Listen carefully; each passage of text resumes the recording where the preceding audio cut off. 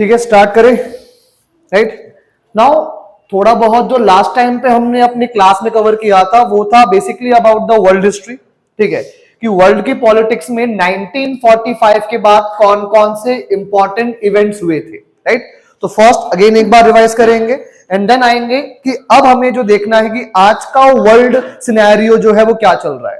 Because एक चीज observe किया होगा कि ये यूएस बहुत एक्टिव हो गया है आजकल। देखा किसको उठा लिया गया वहां पे, वेनेजुएला के प्रेसिडेंट को उठा लिया। ठीक है, और इवन वर्ल्ड में इस टाइम पे जहां जहां कॉन्फ्लिक्ट चल रहा है ना वहां वहां कौन इन्वॉल्व है, यूएसए। ठीक है, और रिमेंबर ये पहली बार नहीं है और ये कोई सरप्राइजिंग फैक्ट नहीं है। नहीं, वी ऑलवेज से हिस्ट्री अपने आप को रिपीट करता है, हिस्ट्री रिपीट्स इटसेल्फ। ठीक है, तो वो हिस्ट्री वापस रिपीट हो रहा है। और ये हम किस हिस्ट्री की बात कर रहे हैं, the history of cold war, history of cold war. तो हमने ये समझा था लास्ट टाइम तक कि जब वर्ल्ड वॉर 2 खत्म हुआ किस साल में, 1945 में। ठीक है, तो उस टाइम पे हुआ क्या कि उस टाइम तक जो पावर्स थी, ग्रेट ब्रिटेन, जर्मनी, फ्रांस, ठीक है भाई, उनकी तो पावर पूरी कंप्लीटली क्या हो गई थी, डिक्लाइन, क्योंकि सारे उनके रिसोर्सेस कहां चले गए, इन द वॉर इटसेल्फ। ठीक है, तो उसके बाद पूरे वर्ल्ड में जो 2 नए पावर्स राइज होती हैं, ठीक है, उसमें से एक नाम किसका आता है, यूनाइटेड स्टेट्स ऑफ अमेरिका, और एक और नाम कौन सा आता है, union of Soviet socialist Republic, in short आज का रशिया। ठीक है, तो ये 2 पावर्स उस टाइम पे राइज हुई बिकॉज बाकी सब बर्बाद हो चुके थे। राइट, अब इन दोनों पावर्स में एक इशू ये था कि ये दोनों पावर्स पहले खुद क्या थे, फ्रेंड्स। कब तक, वर्ल्ड वॉर 2 तक। ठीक है, अगेन फ्रेंड बाय मजबूरी। राइट, नॉट कि भाई उनके अंदर बहुत ज्यादा मतलब क्लोजनेस था, इट वॉज बाय कंपल्शन कि वो फ्रेंड्स थे।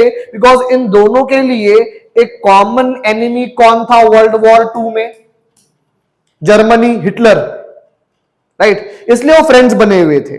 बट वर्ल्ड वॉर 2 में ही कुछ एक्टिविटीज हुई जिस कारण से इनमें क्या स्टार्ट हो गया, एनिमिटी।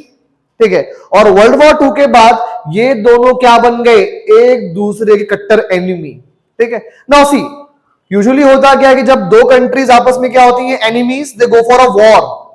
ठीक है, लेकिन ये कंट्रीज ने डायरेक्ट वॉर ना करके, ठीक है, एक ऐसा वॉर किया which was more what, psychological war. ठीक है, कि इन्होंने कभी खुद से फाइटिंग नहीं की वहां पे, लेकिन हर एक लेवल पे इनके बीच में टसल था, that is your psychological war. कैसा वॉर, फॉर एग्जाम्पल अगर अमेरिका ने न्यूक्लियर बॉम्ब टेस्ट किया है तो रशिया भी न्यूक्लियर बॉम्ब बनाएगा। रशिया स्पेस में गया है तो यूएस भी कहां जाएगा, स्पेस में जाएगा। लाइक जो ना इंटायर रेस हुआ, ये मानो स्पेस साइंस जिसकी हम बात करते हैं, 1950 से पहले ह्यूमन बीइंग का कोई टच नहीं था विद द स्पेस। ठीक है, कोई सैटेलाइट्स तक नहीं थी हमारे पास। आज देखो हम डिफरेंट डिफरेंट प्लैनेट्स तक पहुंच रहे हैं। ये इतना ग्रोथ क्यों हुआ पता है, due to competition, due to competition. भाई फर्स्ट जब स्पेस में रॉकेट लॉन्च किया, ठीक है, along with the human being, Yuri Gagarin, Russia ने, तो व्हाट यूएस सेड, अच्छा तुम स्पेस में भेजो, हम कहां बैठेंगे, मून के ऊपर। नील आर्मस्ट्रॉन्ग, नाम सुना होगा ये वाला। ठीक है, तो ये सब जो चीजें थी, it was all a part of that conflict, और इसी कॉन्फ्लिक्ट को हम क्या बोलेंगे, कोल्ड वॉर। ठीक है, जो कि 1945 से लेकर 1991 तक चलता रहा। ठीक है, देखा हम लोगों ने कि ये वॉर किस किस फॉर्म में विजिबल था। एक तो इसमें ये भी आती है आर्म्स रेस। ठीक है, कि किसके पास कितने ज्यादा वेपन्स होंगे। राइट, तो nuclear bombs, like currently India having around 180 के आसपास nuclear bombs, India, China, Russia, US, ये थाउजेंड्स में खेलती हैं। ठीक है, और ये थाउजेंड्स में आया क्यों, बिकॉज ये कहां थे, इन द कंपटीशन, कब, ड्यूरिंग द कोल्ड वॉर। और रिमेंबर 1000 न्यूक्लियर बॉम्ब की रिक्वायरमेंट भी तो नहीं है, 50-60 काफी है पूरे वर्ल्ड खत्म करने के लिए। बट वही द रेस कि नहीं दिखाने का मेरे पास इतना है। ठीक है, तो एक तो आर्म्स रेस हो गए। ठीक है, दूसरा कि भाई इन्होंने वॉर तो लड़े, लेकिन वो वॉर्स कैसे थे, प्रॉक्सी वॉर। प्रॉक्सी वॉर मतलब क्या, लड़ कौन रहा है, इंडिया पाकिस्तान, बट एक्चुअल में गेम प्लेयर कौन है? USA and Russia, right? तो प्रॉक्सी वॉर के फॉर्मेट में हमने बात की भी थी कि बहुत जगहों पे इंसिडेंट हुए, लाइक इन अफगानिस्तान, ठीक है? तो वो सब कैरेक्टरिस्टिक्स थे किसके?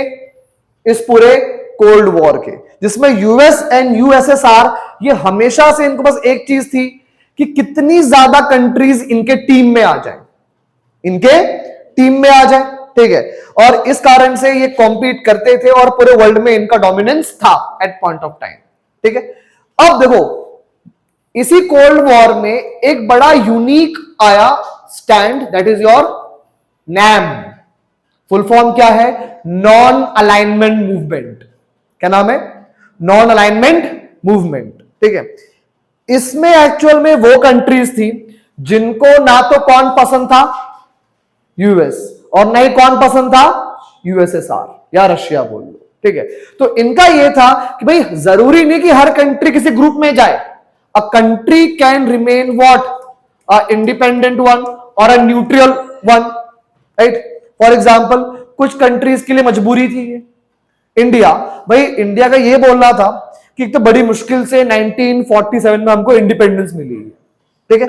अगर हम दोनों में से किसी ग्रुप का पार्ट बन जाएंगे तो वापस सुनना पड़ेगा उनका ही, तो हम वापस क्या बनने वाले हैं? गुलाम, स्लेव, ठीक है? तो इट इज बेटर कि हम किसी ग्रुप को ज्वाइन ना करके अपना क्या रखेंगे? Independent stand.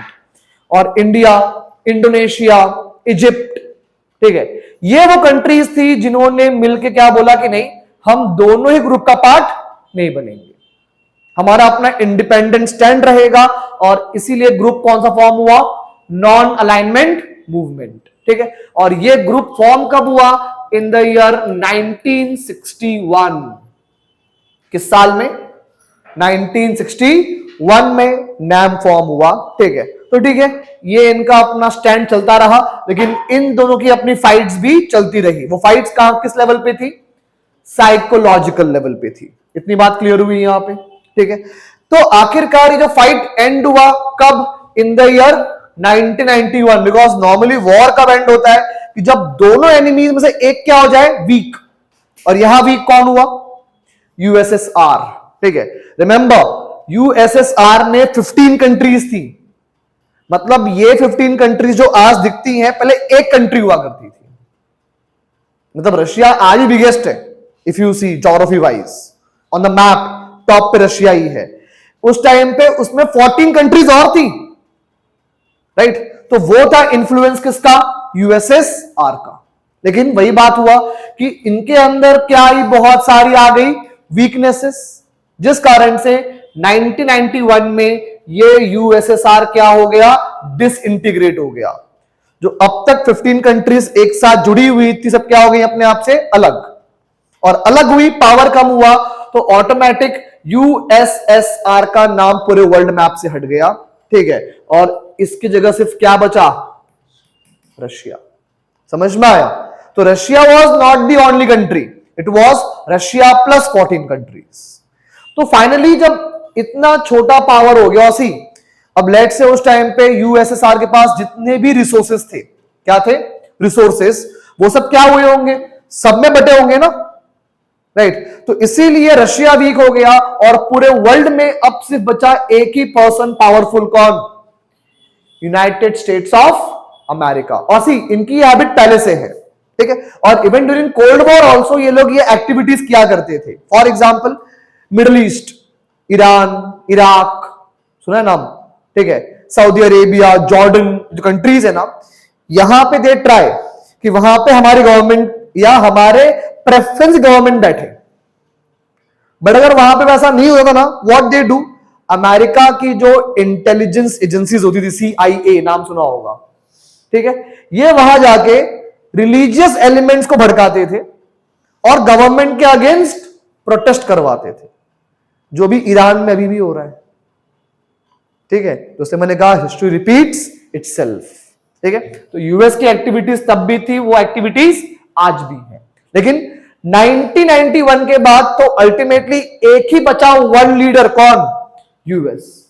तो हम बोलते हैं वो क्या था? The phase of US hegemony और यूएस डोमिनेंस।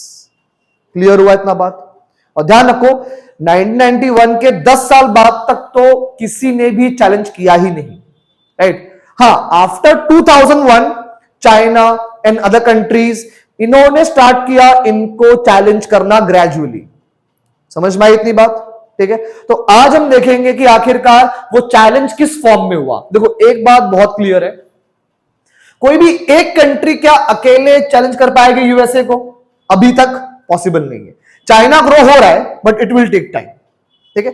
तो इसीलिए हमें क्या पढ़ना पड़ेगा कि भाई यूएस की जो डोमिनेंस है, यूएस की जो हेजीमनी है, भाई इसको चैलेंज कौन करने वाला है? ग्रुपिंग्स। कौन? ग्रुपिंग्स। कोई एक कंट्री नहीं but a group of countries, right. और हम जो पढ़ने वाले हैं यहां पे सबके बारे में वन बाय वन, ठीक है। तो ये हमारे जो मेन टारगेट्स हैं, नंबर 1 हम क्या पढ़ेंगे? First European union. भाई यूरोप के अंदर 27 कंट्रीज का ये ग्रुप है, not all European countries but 27 countries का ग्रुप है। सेम आजकल राइज कौन हो रहा है? चाइना। और भाई चाइना का एम्बिशन भी है कि चाइना यूएस की बराबरी कब तक कर लेगा?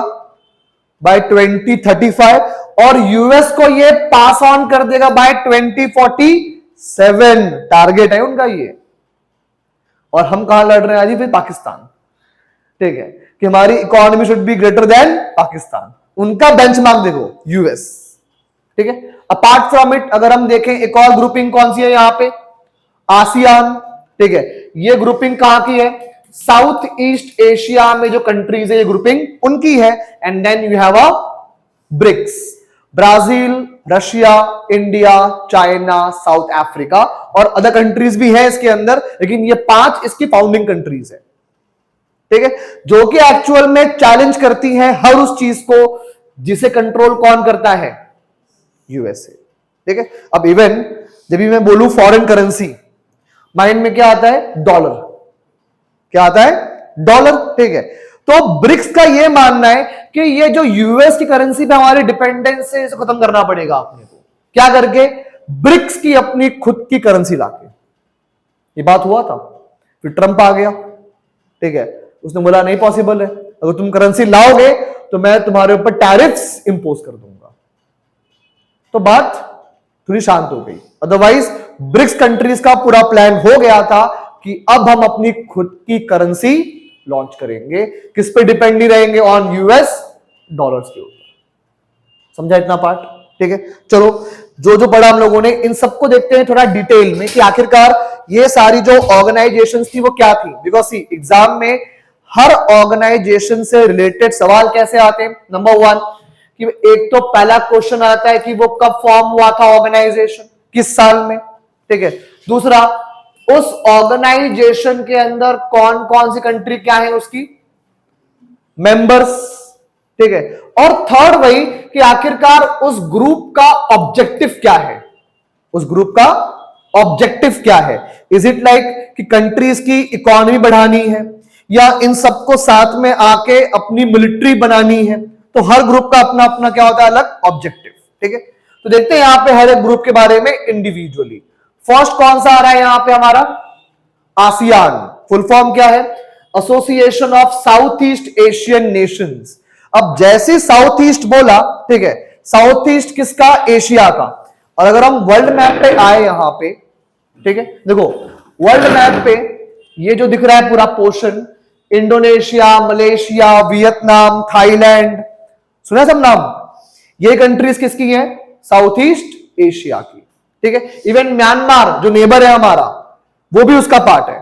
तो इन सारी कंट्रीज ने टोटल 10 कंट्रीज हैं।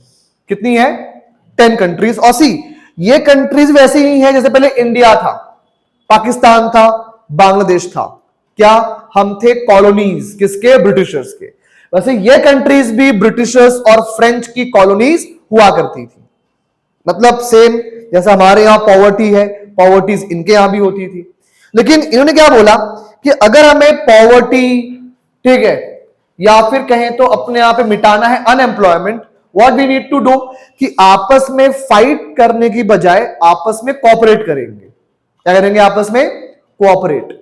फॉर एग्जाम्पल, भाई ऐसे तो फाइट कर रहा है इंडिया भी विद पाकिस्तान, ठीक है। इवन हमारे छोटे मोटे झगड़े हैं विद नेपाल, विद बांग्लादेश, लेकिन हमको समझ में नहीं आ रहा है वो चीज, लेकिन वो समझ गए थे वो चीज, राइट, कि लड़ाई झगड़ा किया सब डूबेंगे, कोऑपरेट किया सब आगे बढ़ेंगे, ठीक है। और उसका एग्जाम्पल रहा ये खुद आसियान, जो कब फॉर्म हुआ है 1967 में। कहां फॉर्म हुआ था? बैंकॉक, थाईलैंड के अंदर। By what? Bangkok declaration. मतलब उसमें लिखा था कि हाँ भाई कौन कौन से पॉइंट्स पे ये करेंगे आपस में कोऑपरेट, ठीक है। स्टार्टिंग में कितने मेंबर्स थे? सिर्फ 5। सवाल बहुत बार ये भी आता है, which of the followings were the founding members? क्या थी? Founding members. और बाद में कुछ कंट्रीज ने ग्रुपिंग ज्वाइन की, राइट। तो ये नाम है उन फाउंडिंग कंट्रीज का, Indonesia, Malaysia, Thailand, Philippines and Singapore. बाद में ज्वाइन कौन करता है? Brunei, Vietnam, Laos, Myanmar and Cambodia, ठीक है। तो अब टोटल कितने मेंबर हैं? 10, ठीक है। देखो भाई बात तो ये हुई थी, फॉर एग्जाम्पल अगर इंडिया से कोई चीज जाती है पाकिस्तान, या कहां जाती है? बांग्लादेश, ठीक है। तो होगा क्या भाई, वो चीज क्या क्रॉस कर रही है? International border. तो जैसे कोई सामान यहां से वहां जाएगा उस पर क्या इंपोज हो? कस्टम ड्यूटी, ठीक है। चाहे कोई सामान वहां से यहां पर आए या यहां से वहां जाए, राइट। दिक्कत क्या होता है कि जैसे कस्टम ड्यूटी लगता है ना, उस चीज का प्राइस क्या हो जाता है? बढ़ जाता है, राइट। तो इसीलिए इंडिया, पाकिस्तान, बांग्लादेश, श्रीलंका, इनमें क्यों नहीं बन पा रही है? बिकॉज हम अभी भी वो बाउंड्रीज बना के बैठे हुए हैं। व्हाट दे डिड, इन्होंने क्या बोला कि हम तो 10 कंट्रीज है ना, इस 10 कंट्रीज के बीच में जो भी ट्रेडिंग होगा ना, वहां कोई भी कस्टम ड्यूटी इंपोज नहीं होगा। मतलब कोई भी सामान फ्रॉम इंडोनेशिया टू मलेशिया हो या टू सिंगापुर टू फिलीपाइंस, बिना किसी कस्टम ड्यूटी के वहां पे एंटर कर जाएगा। मतलब इन्होंने आपस में ही कोऑपरेट करके ग्रोथ किया ऑफ ईच अदर, समझ में आया? तो इस तरीके से इस एजेंडा पे एक्चुअल में ग्रोथ और डेवलपमेंट किया किसने? अपना आसियान कंट्रीज ने। किसने? ASEAN countries. और रिमेंबर, जैसे ही ना कभी भी दो कंट्रीज अगर आपस में इकोनॉमिकली क्या होती है? कनेक्टेड। क्या होती है? इकोनॉमिकली कनेक्टेड या इंटरडिपेंडेंट, वो वॉर करती ही नहीं है, राइट। बिकॉज दोनों ही जानती हैं कि अगर वॉर हुआ तो नुकसान दोनों को ही होगा, राइट। बट अभी करंट में एक वॉर चल रहा है, कोई बताएगा मुझे किसके पीछे चल रहा है वॉर? अभी आसियान कंट्रीज के बीच में वॉर चल रहा है राइट नाउ। 2 कंट्रीज हैं। Anyone current affairs? हाँ, कंबोडिया वर्सेस, वेरी गुड, ठीक है। So it is a war between हुम? कंबोडिया एंड थाईलैंड, ये चल रहा है। तो मतलब ये मान लो कि आसियान का एक अच्छा पास रहा, बट एक थोड़ा अब प्रॉब्लम आ रही है कि वॉर्स चलना स्टार्ट हो चुके हैं। हालांकि इतना बड़ा वॉर नहीं है फिलहाल, लेकिन ये आसियान का एक ग्लोरियस पास्ट रहा। समझ में आया? बिकॉज सी नॉर्मली क्या होती थी, कंट्रीज यूएस के ऊपर डिपेंड करती थी कि यूएस आए, हमें कुछ पैसे दे, हमारा ट्रेड बढ़ाए। तो इन लोगों ने क्या बोला, why to depend on USA, भाई हम अपना ग्रोथ आपस में ही कर लेंगे। समझ में आया? इसीलिए जो इस चैप्टर का हेडिंग था क्या था? ऑल्टरनेटिव सेंटर्स ऑफ पावर, कि यूएस के कंट्रोल के बियॉन्ड भी हमारे पास ऑप्शंस हैं, ठीक है। फॉर एग्जाम्पल, पता अभी ट्रंप बार बार हमें कहते धमकी कि क्या अगर इंडिया ने रशिया से वेपन्स या क्रूड ऑयल ये सब बाय करना बंद नहीं किया तो हम इंडिया से जो भी सामान यूएस में आता है ना, उसके ऊपर कस्टम ड्यूटी बढ़ा देंगे। मतलब ऑटोमेटिक क्या होगा, इंडिया का सामान वहां महंगा हो जाएगा, राइट, और लोग वहां बाय नहीं करेंगे। और जब वहां बाय नहीं होगा तो वो चीज यहां मैन्युफैक्चर हो पाएगी क्या? नहीं। तो किस पे डिपेंड हो गए कंप्लीटली हम? On the USA. दूसरा, भाई यूएस पे हमारी डिपेंडेंस एक और वे से है कि वहां से बहुत सारे लोग इन्वेस्ट करते हैं कहां पे? इंडिया के अंदर, ठीक है। तो ये जो डिपेंडेंस हमारी है उनके ऊपर, इसीलिए हमको झुकना पड़ता है बहुत बार किसके सामने? यूएस के सामने। बट आसियान कंट्रीज क्या है, ये आपस में इन्वेस्ट करती हैं, आपस में एक्सपोर्ट इंपोर्ट कर रही हैं, तो क्या इनका यूएस पे डिपेंडेंस हुआ क्या? नहीं, ये बेनिफिट है। समझ में आया? तो इस तरीके से हमने बात किया, ठीक है, कि आसियान राइट फॉर्म हुआ, और सी जब ये फॉर्म हुआ था तो ये पूरा एरिया क्या था, पॉलिटिकली अनस्टेबल। क्या था एरिया, पॉलिटिकली अनस्टेबल। पता है जो आज अपना ये है सिंगापुर, सिंगापुर कंट्री था ही नहीं पहले, Singapore was a part of Malaysia, Malaysia ने हटा दिया उसको वहां से कि नहीं तुम चाहिए ही नहीं, तुम अंडर डेवलप्ड हो। वो अलग बात है, सिंगापुर ने दिखाया अपना असली रंग, ठीक है। तो वो कुछ जो चीजें थी वो उस टाइम पे वहां चल रही थी। दूसरा क्या कि भाई इवन साउथ ईस्ट एशिया में किसका इंफ्लुएंस आ गया था, कोल्ड वॉर का, ठीक है। कुछ कंट्रीज किसके फेवर में थी, यूएस के, तो कुछ किसके, यूएसएसआर के, वियतनाम यूएसएसआर, ठीक है, फिलीपाइंस यूएसए। तो कोल्ड वॉर का इंपैक्ट यहां पे आया था, और इवन इन कंट्रीज के अंदर भी क्या चल रहा था, इंसर्जेंसीज। मतलब क्या, कंट्री के अंदर ही डिमांड चल रही है अलग कंट्री बनाने की, राइट। तो इन सब सिचुएशंस के बावजूद भी सी जब ये कंट्रीज ने ये सब प्रॉब्लम देखी, दे अंडरस्टूड ना कि यार प्रॉब्लम्स हैं, अब इस प्रॉब्लम में क्या ढूंढना पड़ेगा हमको, सोल्यूशन। और सोल्यूशन उसका एक ही चीज है, और वो क्या है, इकोनॉमिक डेवलपमेंट। तो इन कंट्रीज ने क्या बोला, हम जब आपस में ट्रेड करेंगे, आपस में इन्वेस्ट करेंगे, हम सब ग्रो होंगे। और ध्यान रखना, कभी सुना है कि मतलब साउथ बॉम्बे ये जो है, कभी यहां पे कोई लोग हड़ताल कर रहे हैं, नहीं, या दंगे हो रहे हैं, नहीं। दंगे कहां होते हैं, जहां पे पॉवर्टी होती है, जहां बैकवर्डनेस होता है। क्या नक्सलिज्म गुजरात के अंदर है क्या, बिकॉज वो स्टेट क्या है, प्रॉस्परस। जब भी सुनते हो क्राइम रेट हाई, माइंड में क्या आता है, यूपी बिहार, ठीक है, वो वाला एरिया। क्यों, बिकॉज वो अंडर डेवलप्ड है, ठीक है। तो अगर पीस चाहिए तो तरीका एक ही है, क्या, इकोनॉमिक डेवलपमेंट। तो इन कंट्रीज का तो माइंड वही था कि हमको पीस चाहिए, हमें ये चाहिए कि बाहर के लोग हमारे मामलों में इंटरफेयर ना करें। तो इसीलिए क्या बनाया गया, एक ग्रुपिंग, कौन सा, आसियान। समझ में आया इतना पॉइंट पूरा, ठीक है।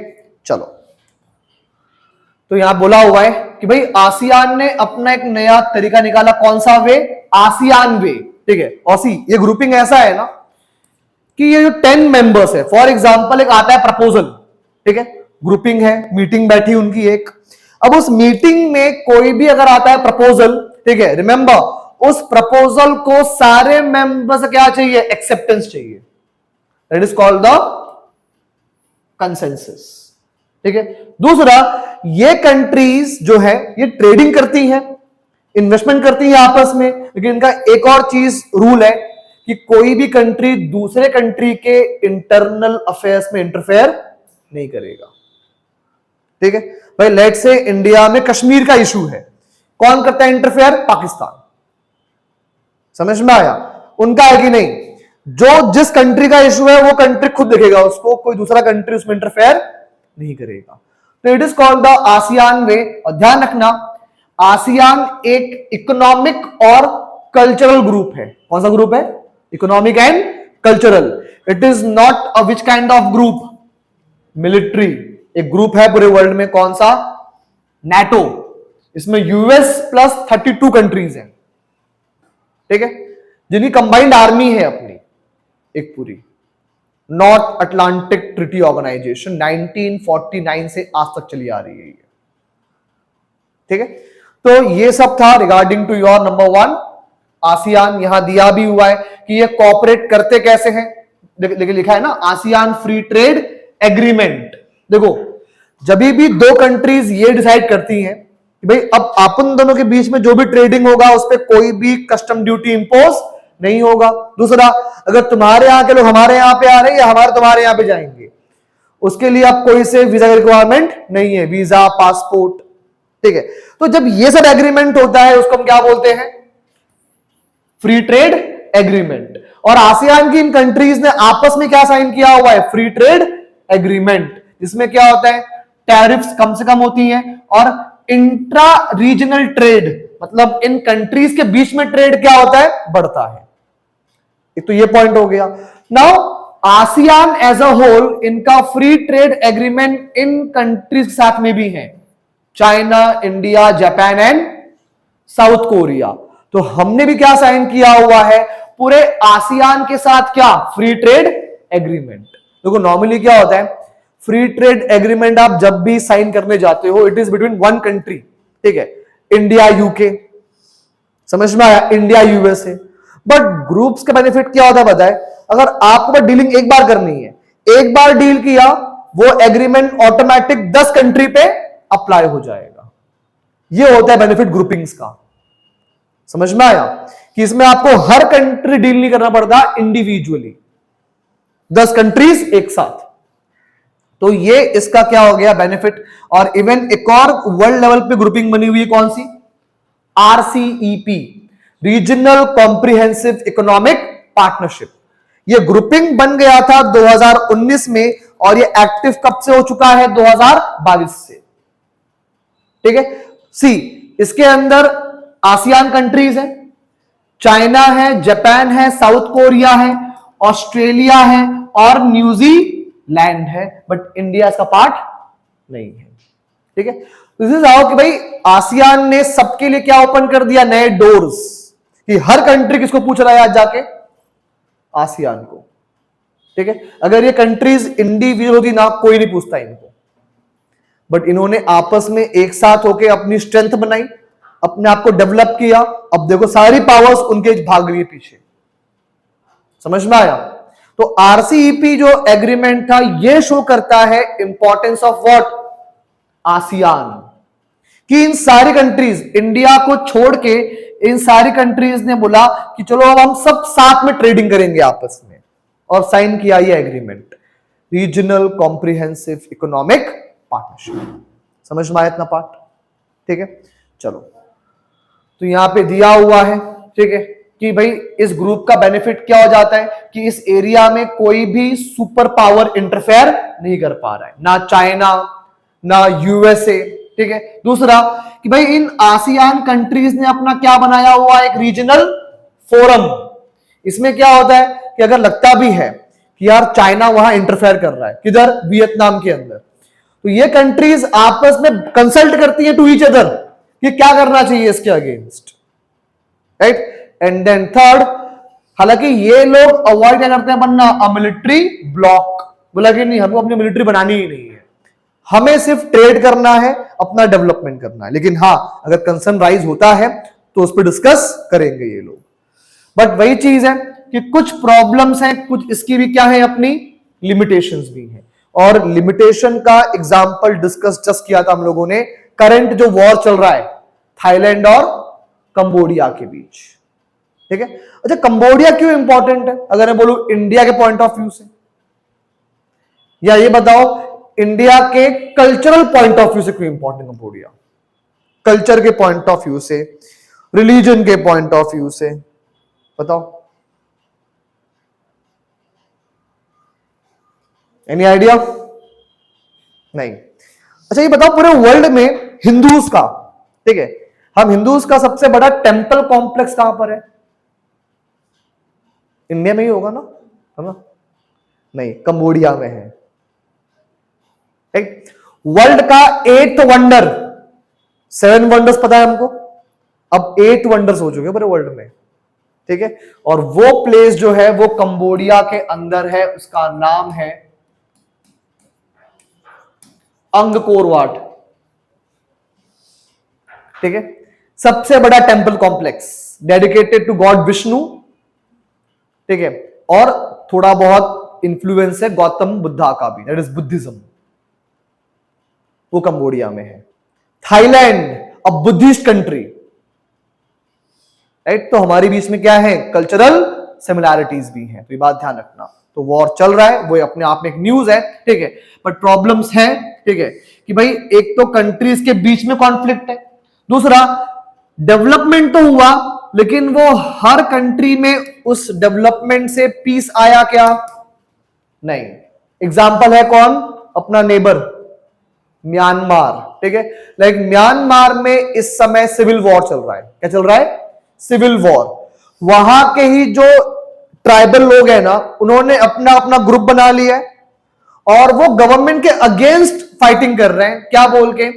भाई हमें अपना इंडिपेंडेंट कंट्री बनाना है म्यांमार से अलग होके। किससे अलग होके? म्यांमार से अलग होके एक इंडिपेंडेंट कंट्री बनाना है, ये उनका डिमांड है। समझ में आया?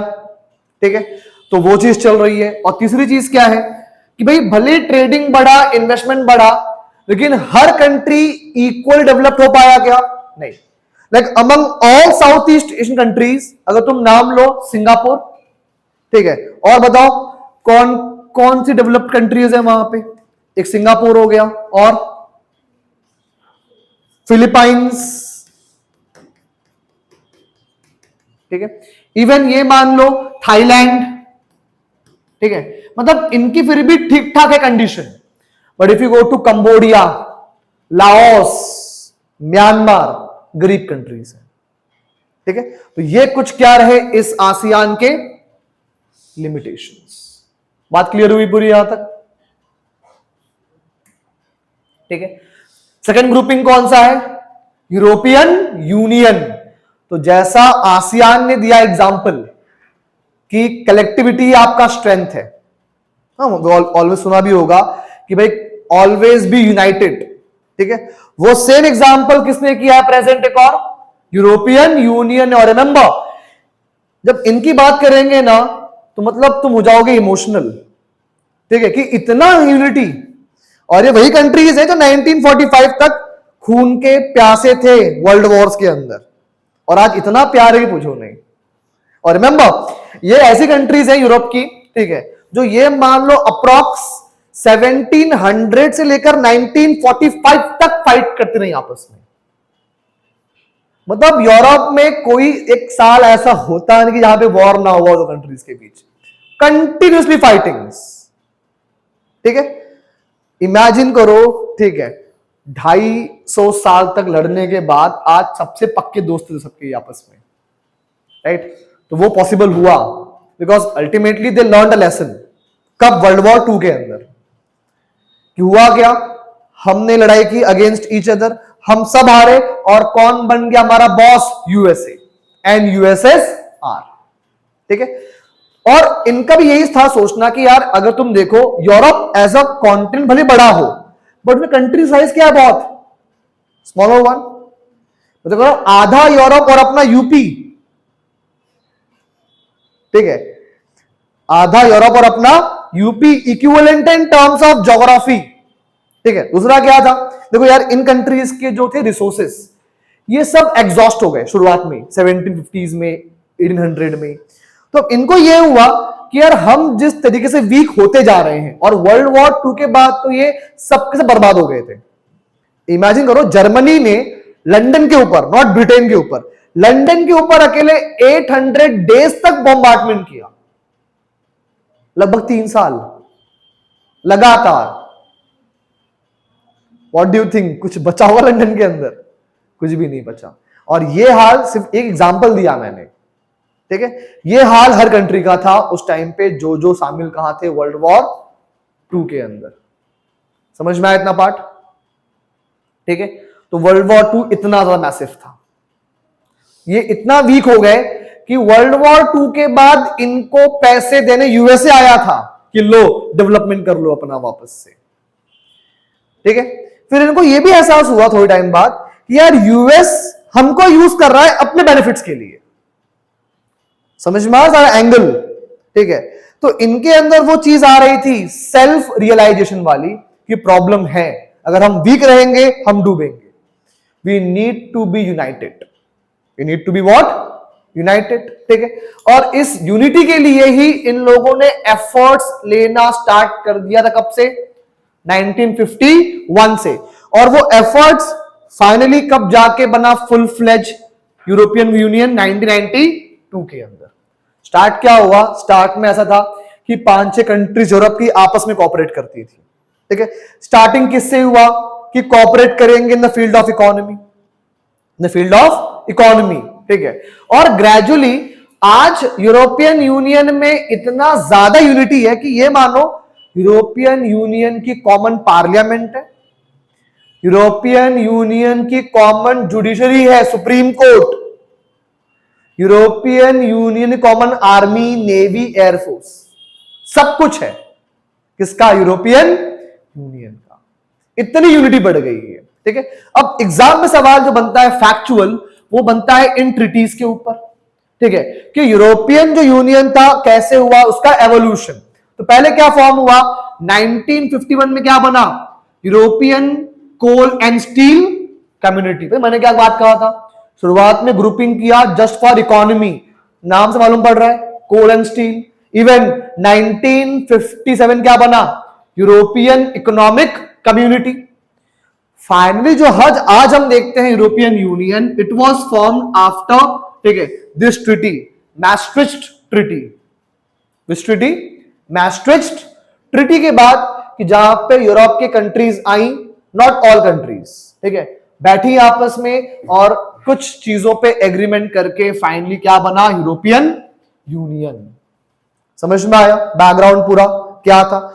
इवन यूरोपियन यूनियन की तो अपनी कॉमन करेंसी भी है, यूरो, सुना होगा नाम, ठीक है। तो मतलब ये मान लो कि तुम फ्रांस के अंदर भी वही करेंसी यूज कर रहे हो, जर्मनी के अंदर वही यूज कर रहे हो, इटली के अंदर वही यूज कर रहे हो, ठीक है, एक कॉमन करेंसी, राइट। तो वो चीज वहां पे थी किसके थ्रू? जब क्या बना? यूरोपियन यूनियन बना। स्टार्टिंग में कंट्रीज कितनी थी? 6। एक पॉइंट ऑफ टाइम पे कंट्री कितनी होगी टोटल आपकी? 28। बट बाद में एक कंट्री कर गया एग्जिट, कौन? यूके। और इस इवेंट क्या बोला गया? Brexit, Britain's exit, Britain's exit known as Brexit.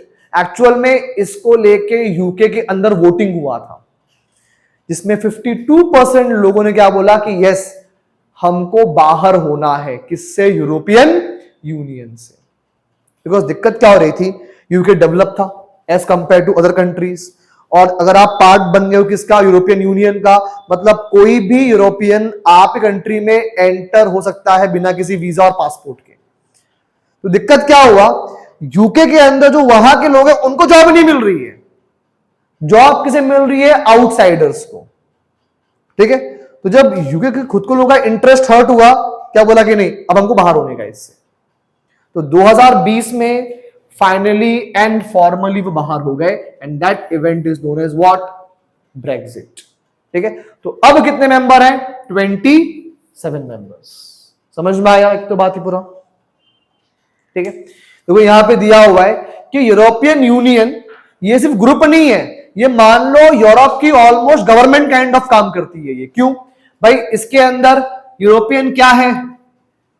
Parliament है, इनकी अपनी क्या है? प्रॉपर कोर्ट ऑफ जस्टिस, मतलब काइंड ऑफ सुप्रीम कोर्ट। तो जैसे अपने इंडिया में आरबीआई है, रिजर्व बैंक ऑफ इंडिया, वैसे ईयू का अपना एक बैंक है, सेंट्रल बैंक, जो यूरो करेंसी प्रिंट करता है, उसका नाम क्या है? European central bank. और जो अल्टीमेटली ईयू की गवर्नमेंट है, it is known as what? European commission, ठीक है। जैसे अपनी कंट्री में कैसे होता है पीएम वगैरह, इनको क्या बोलते हैं? एग्जीक्यूटिव। वहां पर वो कौन है? Executive, European commission. अब ये नाम इसलिए इंपॉर्टेंट है बिकॉज इस बार जो आ रहा है 26 जनवरी, ठीक है, हमारा रिपब्लिक डे, उस रिपब्लिक डे में जो चीफ गेस्ट है, बिकॉज हर साल एक फॉरेन चीफ गेस्ट इंडिया में आता है, वो चीफ गेस्ट किसके हेड है पता है? यूरोपियन कमीशन के, ठीक है। तो करंट अफेयर्स के पॉइंट ऑफ व्यू से बन जाती है चीज ये इंपॉर्टेंट। बात क्लियर हुई इतनी, ठीक है। चलो फिर आता है यहां पे कि आखिरकार ईयू के पास कितना पावर है। सी, अगर हम पूरे वर्ल्ड में देखें, ठीक है, इन 27 कंट्रीज की economy is world's biggest economy, is world's biggest economy, ठीक है। मतलब डर कायम करें नाम काफी है ये चीज ईयू, बिकॉज इफ यू से फ्रांस, जर्मनी, कोई डरता नहीं है। व्हेन यू से what? Combined grouping of European union, that create that weightage कि हाँ पावर है इनके अंदर। दूसरा भाई, इन मैनी कंट्रीज क्या होता है करेंसी यूज? यूरो। ध्यान रखना, हमने कितना कितना बोला मेंबर उसके अंदर है ईयू के अंदर? हर कंट्री के अंदर यूरो नहीं चलता है, मैंडेटरी है भी नहीं। तो होता क्या है, ईयू के अंदर भी वो कंट्रीज जहां पे euro is the only currency, ठीक है, उन कंट्रीज को हम बोलते हैं कि they are a part of eurozone. किसका पार्ट है वो? यूरो जोन, ठीक है। इसमें अप्रॉक्स 20 कंट्रीज हैं। कितनी? 20 कंट्रीज। समझ में आया? तो सवाल एग्जाम में यह आता है बहुत बार, all the members of European Union are part of eurozone. Incorrect, because we have seen यहां नंबर कितना है 27, यहां नंबर कितना है 20।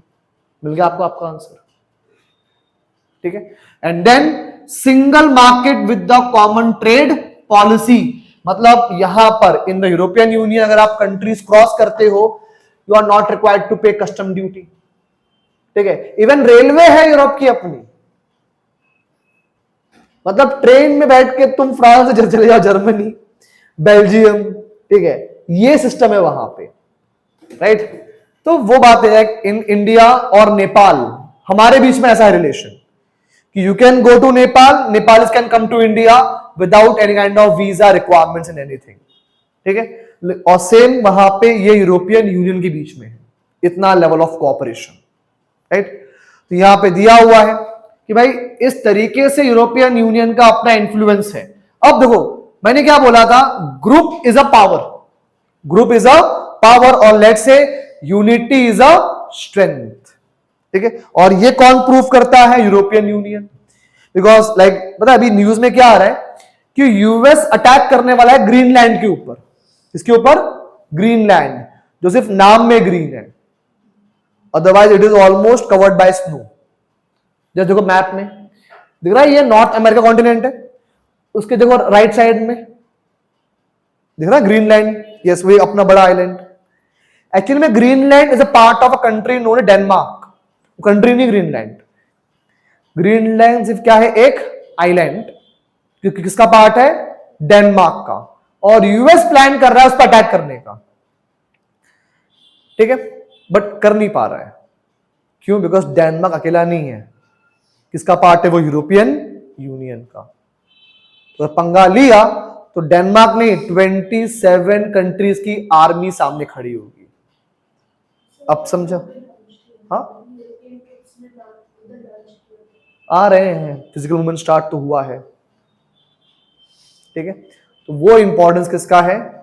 ग्रीनलैंड या कहते हैं यूरोपियन यूनियन का, because one is always weak, but यहां पे 27 है, यही इनका स्ट्रेंथ है। और इसीलिए जिस किसी भी ग्लोबल प्लेटफॉर्म पे कौन जाता है? यूरोपियन यूनियन, इनकी बात हमेशा सुनी जाती है। समझ में आया? तो हर प्लेटफॉर्म पे हो, चाहे बात किसकी हो, क्लाइमेट एक्शन की बात हो, लाइक ना हर कंट्री आजकल क्या बोल रहा है कि हमें क्या करना है? रिड्यूस कार्बन डाइऑक्साइड का एमिशन, ठीक है। तो ये बात उठाने के मामले में सबसे ज्यादा प्रोमिनेंट कौन है? यूरोपियन यूनियन, ठीक है। इवन किसकी बात जब भी होती है, ह्यूमन राइट्स की बात होती है, तब भी कौन इन्फ्लुएंशियल है? European union. फॉर एग्जाम्पल पता है इंडिया में एक बहुत सेंटिमेंट ऐसा है कि अगर कोई दिख जाए बंदा, कौन? बांग्लादेशी, हम क्या बोलते? मारे भगाओ उसको यहां से। यूरोपियन यूनियन वेलकम करता है किसको? रेफ्यूजीज को, बिकॉज उनका यह बोलना है कि है तो अल्टीमेटली ह्यूमन बीइंग ना ये, अगर इन्हें परेशान किया गया है इनके कंट्री के अंदर, तो किसी को तो इनको वेलकम करना पड़ेगा, तो ये वेलकम करती भी है, राइट। तो उतना मतलब बिलीव है इन लोगों का इन द ह्यूमन राइट्स, ठीक है। समझा ईयू का एग्जांपल और ईयू का इंपॉर्टेंस, ठीक है। अब थर्ड एक और ग्रुपिंग कौन सा आता है यहां पे? BRICS, Brazil, Russia, India, China and South Africa. देखो इसमें वो कंट्रीज हैं जो भले ही यूएस के बराबर नहीं है, बट यूएस से बहुत पीछे भी नहीं है, ठीक है। मतलब हर कॉन्टिनेंट में से, भाई ब्राजील किस कॉन्टिनेंट में आता है?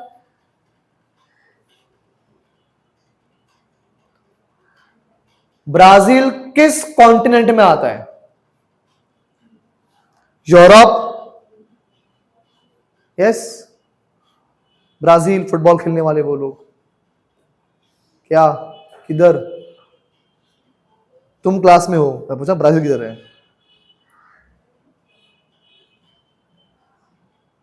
अक्षय, साउथ अमेरिका, दिख रहा है यहाँ पे साउथ अमेरिका, और उस साउथ अमेरिका में जिस येलो वाला पार्ट दिख रहा है, ये वाला, दिस वन, ये है ब्राजील, सबसे बड़ी कंट्री ऑफ साउथ अमेरिका, ठीक है। फिर Russia, India, China and South Africa यहां पर है। तो नॉर्मली ये एक ऐसा ग्रुपिंग है जो क्या बोलता है पता है कि यार आज तक तो पूरे वर्ल्ड में सिर्फ राज किसने किया है, या तो यूएस ने या तो यूरोपियन कंट्रीज ने, ठीक है। अब टाइम किसका आ गया है, उन कॉन्टिनेंट्स का जिनको आज तक पावर नहीं मिला। तो from South America we have Brazil, from Africa we had South Africa, and then from Asia it is India and China, and Russia दोनों का पार्ट है, वो पार्ट है यूरोप का भी, वो पार्ट है एशिया का भी, इसको बोलते भी हैं यूरेशिया, ठीक है। तो इन सारी कंट्रीज ने बोला कि यार हम भी अब आगे बढ़ेंगे, ठीक है। तो ये टर्म था ब्रिक था पहले, क्या था टर्म ये, ब्रिक। क्यों, बिकॉज साउथ अफ्रीका बाद में ऐड हुआ था इसके अंदर, और ये टर्म जो दिया इस ग्रुप को किसने दिया, जिम ओनिल ने, ठीक है। एक्चुअली में जिम ओनिल क्या थे, एक इंटरनेशनल रिलेशंस के एक्सपर्ट। तो उन्होंने आइडिया दिया था कि यूएस को काउंटर करने के लिए हर कॉन्टिनेंट की जो पावरफुल इकोनॉमीज हैं उनको साथ में आना चाहिए, और उसी कॉन्सेप्ट पे काम करते हुए ये ग्रुप बनी गया, कब, 2009 में। समझ में आया। तो अगर कोई फिलोसोफर है ना तो उसकी बात को अंडर एस्टिमेट नहीं करना चाहिए, बिकॉज उसने कब क्या बोला है वो कब सच हो जाए, नो वन नोस, राइट। तो जो लोग लिखते हैं रिसर्च बुक्स एंड एवरीथिंग, उनकी बातें बड़ी होती हैं इंपॉर्टेंट, भले वो आज ना लगे कि हाँ ये बात क्या है रियलिस्टिक, बट वो रियलिटी बनती है कब, इन द फ्यूचर। एग्जांपल देख लो यहां पे, इसने सिर्फ सजेस्ट किया था कि ऐसा होना चाहिए, ऐसा हो सकता है, बन गया ग्रुप कब, 2009 में, और 2010 में इसमें कौन शामिल हो गया, साउथ अफ्रीका। तो फाइनली ग्रुप का नाम भी क्या हो गया, ब्रिक्स, BRICS, फिर नाम ये पूरा आ गया वहां पे, राइट। चलो अब ब्रिक्स के ऑब्जेक्टिव्स क्या है, नंबर 1, रिफॉर्मिंग ग्लोबल इंस्टीट्यूशन। देखो इन शॉर्ट ये बोलना कि जहां जहां किसका डोमिनेंस है, वेस्ट का, वेस्ट मतलब कौन, USA and Europe, USA and Europe. तो जहां जहां इनका डोमिनेंस है, इनके डोमिनेंस को ओवर करना ही मेन टारगेट किसका है, ब्रिक्स का, ठीक है। अब इन डोमिनेंस में इनका कहां कहां आता है, लाइक IMF, वर्ल्ड बैंक, नाम सुना होगा वर्ल्ड बैंक का, ठीक है। तो भाई IMF एक ऐसा बैंक है, ठीक है, दोनों बैंक ही एक्चुअल में ग्लोबल बैंक है, ठीक है। वेट अ मिनट,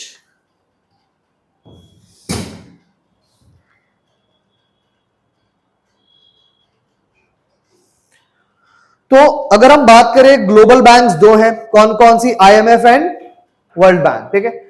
अब ये IMF और वर्ल्ड बैंक सर दो दो रिक्वायर्ड क्यों है, कोई एक ही बैंक होनी चाहिए थी ना। ध्यान रखना, दो बैंक का काम भी क्या होगा, अलग अलग होगा ना यार। IMF क्या करती है बताए, IMF ये चेक करती है कि किसी भी कंट्री की गवर्नमेंट के पास पैसा है या नहीं है उस कंट्री को रन करने के लिए, बिकॉज कभी कभार होता है कंट्री हैविंग नथिंग, कुछ नहीं होता कंट्रीज के पास। ये सिचुएशन इंडिया के साथ भी हो चुकी है 1990 में, कब, 1990s में सिचुएशन हो चुकी है ये पहले। तो उस टाइम पे हेल्प करने कौन जाता है उनको, IMF, इंटरनेशनल मॉनेटरी फंड, ठीक है। दूसरा ग्रुप कौन सा है, वर्ल्ड बैंक। इनका मेन पर्पस क्या है पता है, कि जो डेवलपिंग कंट्रीज है ना उनके अंदर जो वेरियस प्रोजेक्ट्स होते हैं उनको फाइनेंस करना, let's say Mumbai metro project, ठीक है, या फिर डैम्स का कोई हो गया प्रोजेक्ट, या ग्राउंड वाटर का जो होता है कंजर्वेशन उसका हो गया प्रोजेक्ट, ठीक है। लाइक एक स्कीम इंडिया में लॉन्च हुई थी, अटल भूजल योजना। कौन सा, अटल भूजल योजना, कि ग्राउंड वाटर को बढ़ाने का स्कीम था गवर्नमेंट ऑफ इंडिया का, ठीक है। सपोर्ट किसने किया, वर्ल्ड बैंक ने, ठीक है। इवन मुंबई में लोकल ट्रेन्स का जो नेटवर्क है ना, इसको स्ट्रॉन्ग करने के लिए फंडिंग कहां से आई है हमको, पहले वर्ल्ड बैंक से फंडिंग आ चुकी है, ठीक है। तो ये काम होता है इन दोनों ऑर्गेनाइजेशंस का। बट प्रॉब्लम क्या है पता है, इन दोनों ऑर्गेनाइजेशंस में ऐसा होता है कि जिस कंट्री ने पैसा दिया होगा आईएमएफ और वर्ल्ड बैंक को, उसके पास ज्यादा वोटिंग राइट्स होंगे। क्या होंगे? ज्यादा वोटिंग राइट्स। ठीक है, फॉर एग्जाम्पल वेस्ट का ही टोटल वोटिंग राइट में कितना पता है? 25%, 1/4 अकेले ये होल्ड किया है वोटिंग राइट्स इन लोगों ने। मतलब क्या कि वर्ल्ड बैंक और आईएमएफ के अंदर जो भी लिए जाते हैं decision, it is always influenced by whom? By west. ठीक है, तो क्या बोला कि नहीं भाई इस चीज को हमको तोड़ना पड़ेगा, इस जो क्या है डोमिनेंस, इसको हम ब्रेक करेंगे। कैसे? हम सब कंबाइंड होकर अपना बोर्ड बनाएंगे। दूसरा कि इन लोगों ने अपना एक अलग बैंक बना लिया ऑलरेडी, ब्रिक्स वालों ने, पता है? That bank is known as what? NDB, new development bank. क्या नाम दिया गया इसको? New development bank. तो ब्रिक्स ने किसका ढूंढ लिया ऑल्टरनेटिव? वर्ल्ड बैंक का, और क्या बना लिया अपना? New development bank. सेकंड, इसका मेन काम क्या है? Promoting what? South south cooperation. देखो साउथ साउथ जब भी हम देखते हैं term in the IR, in the polity, ठीक है, तो पॉलिटी में या आईआर में ये टर्म हमेशा यूज होता है उन कंट्रीज के लिए जो या तो डेवलपिंग है, ठीक है, या तो अंडर डेवलप्ड है। डेवलपिंग या अंडर डेवलप्ड। बिकॉज अगर तुम देखो ना वर्ल्ड मैप, ठीक है, इक्वेटर है अपना, इक्वेटर के नॉर्थ और साउथ में कंट्रीज है। डेवलप्ड कंट्रीज नॉर्मली कहां है? इक्वेटर के नॉर्थ में ही है डेवलप्ड कंट्रीज। ठीक है, क्योंकि साउथ में अगर तुम आओ ना, सिर्फ 2 कंट्रीज हैं, न्यूजीलैंड एंड ऑस्ट्रेलिया, जो डेवलप्ड है, और कोई कंट्री वहां डेवलप्ड नहीं है। समझ में आ रहा है? तो मतलब वर्ल्ड मैप पे जो कंट्रीज नॉर्थ में है वो जनरली क्या है? डेवलप्ड। तो उनको हम बोलते हैं ग्लोबल नॉर्थ, जो डेवलप्ड है। और जो कंट्रीज क्या है? अंडर डेवलप्ड और डेवलपिंग, उसको हम कहां काउंट करते हैं? ग्लोबल साउथ में। ठीक है, तो यही बोला हुआ है कि ये जो भी डेवलपिंग कंट्रीज है, प्रॉब्लम क्या है पता है? कि इन कंट्रीज का एक लफड़ा है ना, हमेशा होता है कि गरीब आदमी गरीब क्यों है पता है? बिकॉज वो लड़ रहा है दूसरे गरीब आदमी से। He is not fighting against जो रियल कल्प्रिट है। कौन? रिच पर्सन, जो तुम्हारा पैसा एक्चुअल में लेके बैठा हुआ है। तुम किससे फाइट कर रहे हो? अपने ही सेम दोस्तों से, जिसके साथ तुम्हें कोऑपरेट करना चाहिए था। समझ में आए पूरी बात यहां पे? तो ब्रिक्स का पर्पस वही है कि जो भी वर्ल्ड में कंट्रीज हैं, कौन सी? डेवलपिंग। और रिमेंबर डेवलपिंग कंट्रीज वर्ल्ड में 130+ है। मैंने क्या बोला था? पावर किधर है? हमेशा कलेक्टिविटी में, यूनिटी के अंदर। ये काम वही कर रही है कोशिश कि एटलीस्ट इन कंट्री साथ में रखा जाए। साथ साथ क्या रिड्यूस किया जाए? Western influence. ठीक है, और एट द एंड इनके बीच में क्या बढ़ाया जाए? Economic cooperation. ठीक है, इन ब्रिक्स कंट्रीज के बीच में। देखो चाइना को भले हम अपना ईमान क्या मान ले, एनिमी कंट्री, बट उसके साथ हमारी ट्रेडिंग काफी ज्यादा इंपॉर्टेंट है। मतलब चाइना में एक बैंक भी है, ठीक है, AIIB, बस सुनो भी, इसको याद मत करना अभी, Asian infrastructure and investment bank. ठीक है, इस बैंक में मैक्सिमम पैसा कंट्रीब्यूट कौन करता है? चाइना। कौन करता है? चाइना। और इस बैंक से मैक्सिमम लोन कौन लेता है? इंडिया। राइट? तो तुम ये बोलो कि क्या चाइना को कंप्लीटली कर पाओगे बॉयकॉट? नहीं पॉसिबल है। ठीक है, तो यही इन कंट्रीज का, इस ग्रुपिंग का पर्पस भी है। राइट? देखो यहां दिया भी है about a new development bank, इन्होंने बात की थी। कब बना? 2014 में। कहां पर हेडक्वार्टर है? शंघाई में। और काम क्या है इनका? कि भाई पूरे वर्ल्ड में जिन भी कंट्रीज को पैसों की रिक्वायरमेंट है, किस काम के लिए? For creating infrastructure and everything, पैसे हम देंगे। अगर आईएमएफ और वर्ल्ड बैंक आपको ब्लैकमेल कर रहे हैं ना, मत जाओ उनके पास, हमारे पास आओ, हम फंडिंग देंगे आपको। That is the purpose of new development bank. बात समझा बुरा यहां तक? ठीक है, अब देखो एक जो इसमें चीज थी वो थी regarding to China, because grouping की बात हमने की, बिकॉज ग्रुपिंग्स में वो फैक्ट्स बड़े इंपॉर्टेंट है। ठीक है, अब जब किसकी बात करेंगे हम यहां पे? Regarding to the China. ठीक है, बिकॉज आज पूरे वर्ल्ड में अगर यूएस को कोई चैलेंज कर सकता है डायरेक्टली, ठीक है, तो वो कंट्री एक ही है। वो कंट्री कौन सी है? चाइना। ठीक है ना, व्हाट डू यू थिंक? क्या चाइना 10 साल में बन गया क्या ऐसा? ना, चाइना को भी लंबा टाइम लगा यहां तक, इस लेवल तक पहुंचने के लिए। बिकॉज एक टाइम था जहां पे ये मान लो इंडिया और चाइना की इकोनॉमी सेम स्केल पे थी। कहां थी? On a same scale. आज डिफरेंस इतना है कि हम उनका 20% है, सिर्फ आधा भी नहीं, सिर्फ कितना? 20%। ठीक है, समस्या वही है ना कि हम बार बार कंपेयर कहां करते हैं अपना? अभी पाकिस्तान। भाई कंपेयर आपको हमेशा उससे करना चाहिए जो आपसे ऊपर है, ना कि जो आपसे क्या है? नीचे। बिकॉज जब आप कंपेयर करते हो अपने आप को आपसे ऊपर वाले बंदे से, आप ट्राई करते हो अपने अंदर इंप्रूवमेंट्स लाने के लिए, राइट? भाई स्कूल वगैरह में तुम किसके मार्क्स से इंस्पायर? टॉपर के या फेलियर के? टॉपर के। तो वो अप्रोच रिक्वायर्ड हर जगह होता है, even in the field of international relations. समझी इतनी बात पूरी? ठीक है। अब देखो चाइना जो इतना आगे बढ़ा, ठीक है, इसके आगे बढ़ने की जो स्टार्ट होती है ग्रोथ स्टोरी, वो शुरुआत कब से होती है? From 1978 onwards, when China adopted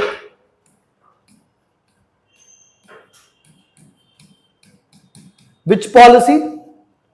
open door policy. Because इससे पहले क्या था? Chinese economy was closed, global companies को वहां पे जाना अलाउड नहीं था। बट लेकिन चाइनीज ने एक बात समझी कि यार अगर कंपनीज यहां बढ़ेंगी नहीं तो लोगों को एम्प्लॉयमेंट कहां से मिलेगा? आज हम कहते हैं हर एक चीज कहां से बन के आती है? चाइना से। इवन अगर एप्पल का आईफोन, एप्पल कंपनी है कहीं और की, बट फोन कहां बनता है कि उसका भी? चाइना में। ठीक है, तो अल्टीमेटली चाइना को बेनिफिट कहां पर हो रहा है? उसके लोगों को एम्प्लॉयमेंट मिल रहा है। ठीक है, प्लस उस कंट्री में जो कुछ चीज बन रही है, बिक रही है, उस पर टैक्स मिल रहा है। तो चाइना ने ये बात कब समझी? 1978 में। और फिर अपने यहां पे वेरियस काइंड ऑफ क्या स्टार्ट कर दिया? रिफॉर्म्स करना। क्या स्टार्ट किए? रिफॉर्म्स। अभी एक बहुत चीज चाइना की चल रही है आजकल न्यूज में, the policy of C turtles. Policy of C turtles मतलब सर ये जाएंगे इसको सी टर्टल्स को बचाने के लिए? वो चाइनीज हैं, वो हर चीज को सिर्फ एक्सप्लॉइट करना जानते हैं, चाहे वो हिमालय हो, ठीक है, चाहे खुद के लोग हो, चाहे इंडियंस हो या इंडिया को। ठीक है, ये पॉलिसी ऑफ सी टर्टल्स ऐसा है कि व्हाट चाइना डिसाइडेड कि काम करते हैं कि अपने कंट्री में इंप्रूव करते हैं लेवल ऑफ एजुकेशन को। ठीक है, एटलीस्ट स्कूलिंग प्रॉपर हो, सो दैट वो स्टूडेंट्स यहां पे स्किल सीखें, बेसिक जो अपना यहां बेस क्रिएट करें, फिर कहां जाएं? यूएस में, यूके में, फ्रांस में, जर्मनी में, वहां जाए, वहां पर क्या ले? Higher education. पैसे कौन देगा? चाइनीज गवर्नमेंट देगी पैसे आपको। वहां पे हायर क्या लो? एजुकेशन। वहां की बड़ी कंपनीज में काम करो 5 साल, 10 साल, 15 साल, और फिर कहां पर आओ? चाइना। अपना लॉजिक कि चाइना इतना क्यों आगे है? बिकॉज इसके साइंटिस्ट, रिसर्चर्स वहां गए, समझा उन कंट्रीज को, समझा वहां के इनोवेशन को, और उसको ही फिर कहां के इंप्लीमेंट किया? चाइना के अंदर। राइट? तो भाई अब तुम खुद देख लो, एक नाम सुना होगा सुंदर पिचाई। ठीक है, इवन इंडियन ओरिजिन के लोग आज ग्लोबल प्लेटफॉर्म्स पे हैं, चाहे वो माइक्रोसॉफ्ट हो, ठीक है, चाहे वो आपका कोई भी जो बड़ी ऑर्गेनाइजेशन है, उन सब में है, गूगल के अंदर भी है। ठीक है, लेकिन क्या हम इंडियंस का खुद का कोई ऑपरेटिंग सिस्टम है क्या आज तक? हम वही एंड्रॉइड, वही माइक्रोसॉफ्ट, अरे वो छोड़ो, हमारा ढंग का चैटिंग ऐप तक नहीं है। हम आज तक इस पर डिपेंडेंट है, व्हाट्सएप के ऊपर, टेलीग्राम के ऊपर। ठीक है, इवन अगर आपको ढूंढना हो लोकेशन, तो आज भी हम क्या यूज करते हैं? जीपीएस, जो सिस्टम किसका है? यूएस का। हमने अपना सिस्टम बनाया है एक नाविक। कौन सा? नाविक, NAVIC, बट स्टिल अभी भी वो इतना एफिशिएंट नहीं है। लेकिन चाइना उस पोजीशन में है जहां पे उसके पास हर चीज अपनी खुद की है। लाइक चाइना का अपना चैटिंग एप्लीकेशन है, चाइना में व्हाट्सएप अलाउड नहीं है, वहां पे वी चैट है। कौन सा है? We chat. मतलब चाइना का अपना खुद का वर्जन ऑफ फेसबुक भी है, खुद का वर्जन ऑफ व्हाट्सएप भी है, खुद का वर्जन ऑफ ट्विटर भी है। तुम बस बोलो चाइना हैविंग दोस थिंग्स। समझ में आया? अब सर ये चाइनीज साइंटिस्ट क्या इतने देशभक्त है क्या? नहीं।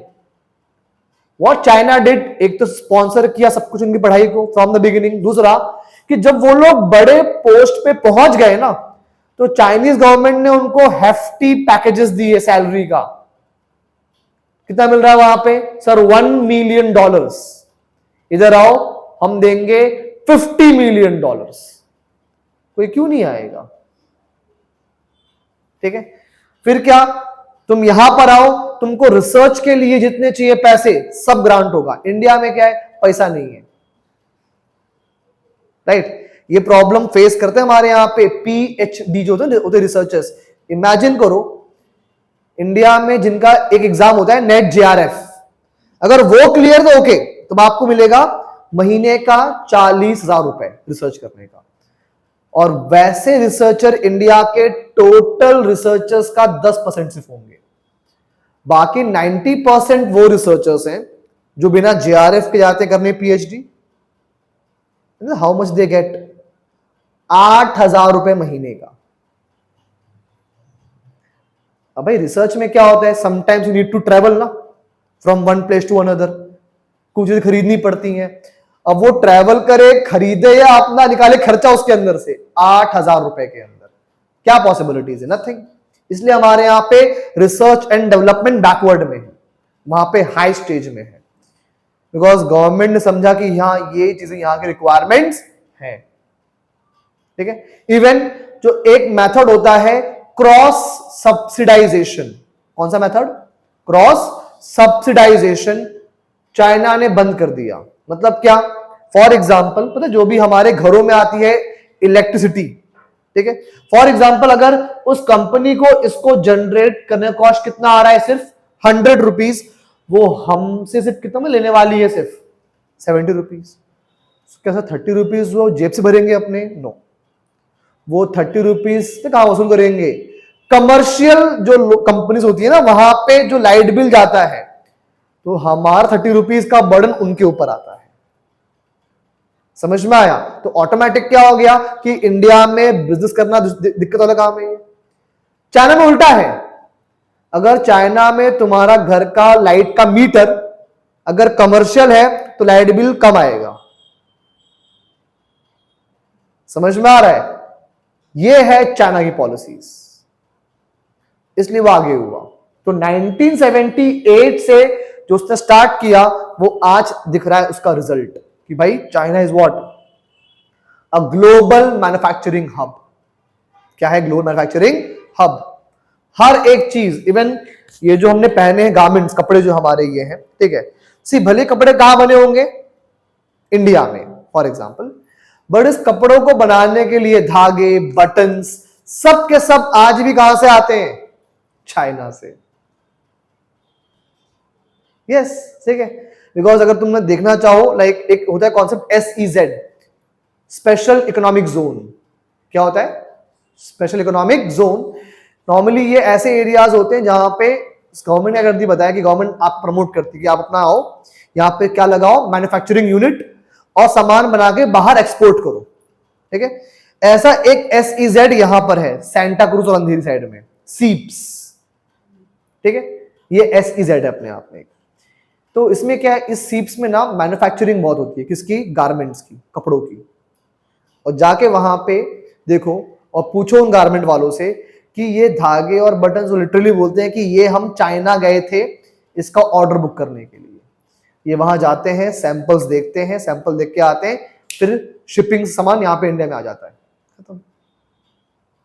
एंड इमेजिन करो व्हाट चाइनीज कंपनी डू, पता है? चाइनीज कंपनी इन लोगों को अपने खर्चे पे वहां बुलाती है कि सैंपल देख के जाओ। इंडिया में तो उल्टा है, इंडिया में तुम्हारे लिए ले लेंगे पैसा कि रुक रुक, तू टिकट तू देख, स्टे का तू देख, ठीक है, सामान बाय तो तेरा वाला फड़ा है, हमको मतलब। लेकिन चाइना में उल्टा पॉलिसी है। वो जानते हैं अगर इस पे 1 लाख खर्चा किया तो कल को ये यहां से 10 करोड़ का सामान बाय करेगा। ठीक है, तो वो है चाइनीज माइंडसेट। ठीक है, चलो।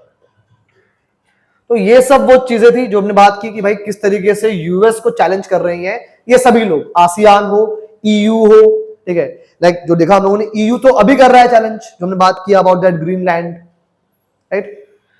तो ये सब बात समझी हम लोगों ने, ठीक है। चलो अब देखते हैं, ये तो बात हो गई ग्लोबल स्टेज की। अब देखते हैं कि आखिरकार हमारे नेबरहुड में क्या हो रहा है, ठीक है। हमारा नेबरहुड मतलब क्या, साउथ एशिया। तो अगर कोई पूछ ले कि भाई इंडिया का स्पेसिफिक लोकेशन क्या है वर्ल्ड मैप पे, it is not just Asia, it is what, south Asia. कि एशिया के साउदर्न पोर्शन में हम लोग आते हैं, ठीक है। तो भाई डेफिनेटली अगर इंडिया पार्ट है साउथ एशिया का, तो साउथ एशिया में होने वाला हर एक जो है इंसिडेंट किसको इंपैक्ट करेगा, इंडिया को। क्लियर सी बात है ये तो, ठीक है। और व्हाट डू यू थिंक, क्या साउथ एशिया स्टेबल और पीसफुल है क्या? साउथ एशिया मतलब इंडिया एंड इट्स नेबरहुड। मैं पूछ रहा हूं ये नेबरहुड हमारा पीसफुल है या नहीं? नहीं है। एग्जांपल दो भाई अक्षय, एक एग्जांपल दो। जो कहां चल रहा है काम आजकल बांग्लादेश के अंदर, गवर्नमेंट है ही नहीं, ठीक है। किसी को पकड़ लिया और जला दिया जिंदा, कॉमन चीज है वहां पे। Example apart from Bangladesh, Myanmar is a part of South East Asia. Nepal, gen Z protest जो हुआ था अभी 2-3 महीने पहले ही,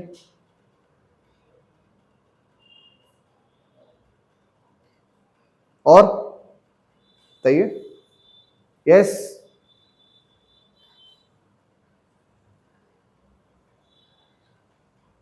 डिस्टर्ब्ड नेबर्स का एग्जांपल इंडिया के दो तो एग्जांपल आ गए, आ गया बांग्लादेश, आ गया नेपाल। अब बताओ और कोई है डिस्टर्ब कि सब मस्त खुशी में एकदम से लोग?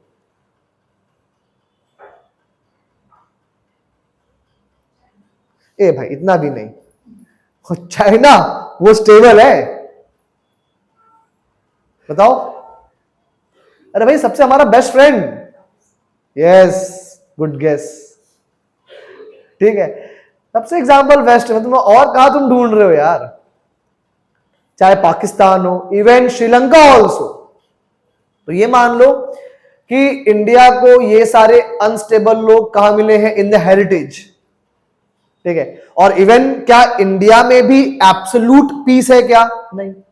मगर आप जाओगे छत्तीसगढ़ झारखंड साइड में, वहां नक्सलिज्म है, ठीक है। जम्मू कश्मीर साइड में जाओगे तो वहां पे किसका स्प्रेड है, टेररिज्म का स्प्रेड है वहां पे।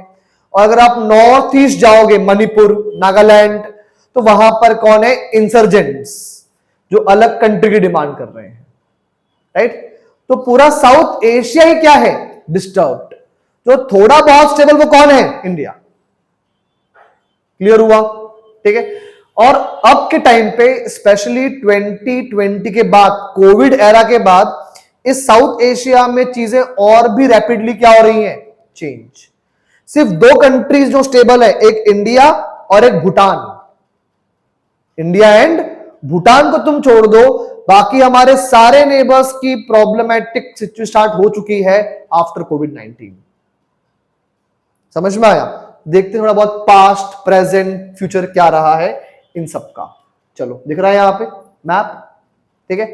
देखो साउथ एशिया का जो टेक्निकल डेफिनेशन है उसमें कौन कौन होता है इंक्लूड पता है? Pakistan, India, Nepal, Bhutan, Bangladesh, Sri Lanka and Maldives. किसमें? अगर हम देखते हैं ज्योग्राफी की technical definition. But sometimes we also include 1 country more, Afghanistan. क्यों पता है? एक ग्रुपिंग है SAARC, SAARC, south Asian association for regional cooperation. उसमें Afghanistan is also a member, और नाम में क्या लिखा हुआ था, साउथ एशियन। तो समटाइम्स कुछ लोग मानते हैं, कुछ लोग नहीं भी मानते हैं, ठीक है। चलो तो ये समझा कि आखिरकार कंट्रीज कौन कौन सी है हमारी नेबरहुड में, ठीक है। अब पता है प्रॉब्लम क्या है कि इन सब का कॉमन नेबर एक ही है, इंडिया। देखो ना यहां पे क्या पाकिस्तान का बॉर्डर विद नेपाल है क्या? नहीं, विद इंडिया। नेपाल का कहीं और बॉर्डर है क्या? नहीं, ओनली विद इंडिया। भूटान कोई और बॉर्डरिंग है? चाइना है ऊपर नॉर्थ में, बाद में कौन है फिर वहां पे? इंडिया। बांग्लादेश ऑलमोस्ट इंडिया ही है, बस इतना सा पार्ट यहां पर जो आता है it is with the Myanmar. जो क्या लिखा गया है यहां पे, क्या लिखा हुआ है? बर्मा, जो नाम था इनका पुराना वाला। श्रीलंका की बाउंड्री भी किसके साथ मिल रही है? इंडिया। मालदीव भी कहां मिल रहा है? इंडिया। ठीक है, तो India is in centre of south Asia. ठीक है, और सीधी सी बात है, अगर हर किसी की बाउंड्री हमारे साथ मिल रही है तो सबका डिस्प्यूट भी साथ में किसके होगा? With India. ठीक है, इसीलिए लाइक इंडिया बड़ा पता परेशान है इन लोगों से कि भाई करूं तो करूं क्या, जाओ तो जाऊंगा, राइट? क्योंकि एक नहीं, सबको प्रॉब्लम है, राइट? तो वो चीजें हैं। चलो, पता इवन बहुत जगहों पे लाइक ज्योग्राफी जो है वो बहुत होती है इंपॉर्टेंट। दो इंडिया के पास बहुत से क्या है? रिसोर्सेस हैं, पावरफुल मिलिट्री भी है, बट कहीं ना कहीं जो हमारी क्या है ज्योग्राफी, वो हमारे लिए थोड़ा क्या क्रिएट करती है? लिमिटेशंस। क्या करती है? Create limitations. ठीक है, इवन लोगों ने बुक लिखी भी है, स्लेव्स ऑफ ज्योग्राफी। क्या लिखी है? स्लेव्स ऑफ ज्योग्राफी नाम की बुक्स भी हैं, राइट? तो वो कुछ चीजें हैं, राइट, जो थोड़ा समझना हमारे लिए इंपॉर्टेंट है। क्लियर हुआ इतना यहां तक? बस आवाज आ रही है क्या? चलो, तो देखते हैं कि आखिरकार साउथ एशिया का क्या क्या एक बैकग्राउंड है। नंबर वन देखो, साउथ एशिया का अगर तुम देखो कि ये सारी कंट्रीज पहले क्या थी? Ruled by Britishers. Ruled by Britishers. हाँ, कुछ को छोड़ दिया जाए तो Nepal, Bhutan and up to a limit Afghanistan. Because Afghanistan में ब्रिटिशर्स का जो रूल था वो सिर्फ उनके कैपिटल में था। सिर्फ कहा था? उनके कैपिटल में, वो भी मुश्किल से 40 साल, right, which is not that big. Nepal और भूटान में कभी भी इंटरनली रूल रहा ही नहीं, किसका? ब्रिटिशर्स का। सिंपली उन्हें क्या बोला कि तुम किंगडम्स हो, तुम बस क्या एक्सेप्ट कर लो हमारी अथॉरिटीज, बाकी तुम अपने कंट्री में कुछ भी करो, हमसे उसे कोई मतलब नहीं है। लेकिन जो अदर बिगर कंट्रीज हैं, ठीक है, ये सब की सब क्या रही हैं? Part of British colonies. ठीक है, तो एक तो मेन कंसर्न क्या आया? पोस्ट कॉलोनियल नेशन बिल्डिंग का चैलेंज। ठीक है, wait a minute, now what do you mean by post colonial nation building challenge? See, आज जो हम देखते हैं boundary between India and Pakistan, between India and Bangladesh, क्या ये बाउंड्रीज पहले से एग्जिस्ट कर रही थी क्या? नहीं। ये तो हुआ क्या भाई, जहां जहां ब्रिटिश रूल था उन्होंने अपने अकॉर्डिंग मैप ड्रॉ कर दिया। समझ में आया? जिस कारण से इशू क्या हुआ कि भाई इंडिया को बड़ी प्रॉब्लम हुई, नॉट जस्ट इंडिया बल्कि सारी कंट्रीज को प्रॉब्लम हुई। ठीक है, बिकॉज वो मैप उन्होंने ऐसे ड्रॉ किया ना जिससे किसी का भला नहीं होने वाला है, किसी का भला नहीं होने वाला है। एग्जाम्पल बताता हूं मैं इस चीज का। जूट, देखा जूट की बैग्स, वो जो बोरियां होती है, पता है जूट वाली ब्राउन रंग की जो होती है बोरियां, ठीक है, वो जूट बैग्स होती हैं। हुआ क्या पता है, इंडिया में जूट का बहुत हाई लेवल पे कल्टीवेशन था, इंडिया फेमस था इसके लिए। कब तक? 1947 तक। और फिर मैप ड्रॉ किया इन लोगों ने और बर्बादी स्टार्ट हो गई। स्टार्ट क्यों हुआ पता है? समस्या ये थी कि जूट का जो बैग बनता था मैन्युफैक्चरिंग, वो हमारे वेस्ट बंगाल में होता था, लेकिन जूट ग्रो का होता था आज के बांग्लादेश के अंदर, आज के बांग्लादेश के अंदर। तो ये बताओ ना भाई, यूनिट तो इंडिया में है और कहां है रॉ मटेरियल, राइट? तो दिक्कत क्या हुई कि वेस्ट बंगाल में जो भी इंडस्ट्रीज बर्बाद हो गई। इवन जो किस साइड में थे, ऑन साइड ऑफ बांग्लादेश, वो जूट ग्रो तो कर रहे हैं बट बाय कौन करेगा उसको? समझ में आया एग्जांपल बेस्ट इसका? तो वो चीजें बन गई प्रॉब्लमेटिक। ठीक है, तो भाई कौन कौन से प्रॉब्लम झेलने पड़े? नंबर वन, इंडिया को भाई जैसे भी इंडिपेंडेंट हुए भाई हमारे यहां पे अप्रॉक्स 584 प्रिंसली स्टेट्स थे। कितने? 584 प्रिंसली स्टेट्स जिनको ये पॉसिबिलिटीज थी या अथॉरिटी थी कि वो चाहे तो इंडिया से अलग रह के अपना इंडिपेंडेंट देश बना के रखें। मतलब ये मान लो इंडिया को मिनी यूरोप बनाने का प्लान था ब्रिटिशर्स का, ठीक है। That's why we always thanks to Sardar Vallabh Bhai Patel. बनाया इनका स्टैच्यू ऑफ यूनिटी, वो इसीलिए बनाया because he played a key role in integrating all these princely states into India. समझ में आया, ठीक है। तो एक तो चैलेंज हमारे सामने ये हो गया था। दूसरा, सामने किसके था चैलेंज? पाकिस्तान, बिकॉज जब पार्टीशन हुआ तो पाकिस्तान दो थे, west Pakistan and east Pakistan. जो क्या है आज का बांग्लादेश, ये 1971 तक क्या हुआ करता था? ईस्ट पाकिस्तान हुआ करता था। अब ये बताओ ना भाई, पार्लियामेंट, कैपिटल, सब कुछ किधर? वेस्ट पाकिस्तान में। और कंट्री का एक पार्ट किधर? Thousands of kilometres away. तो क्या कंट्री गवर्न कर पाना इजी होगा क्या वहां से? नहीं। तो और हुआ भी वही कि भाई पाकिस्तान नहीं कर पाया उसको मैनेज, और इस कारण से 1971 में क्या हुआ? कौन कट गया उससे? बांग्लादेश, ठीक है। इवन जब बांग्लादेश बना भी भाई वो किसमें था? Into severe poverty. दूसरा, जो 1971 का वॉर हुआ, रिमेंबर, भले ही कोई भी कंट्री जीत जाए but every party has to face what? Destruction सबका होता है, ठीक है।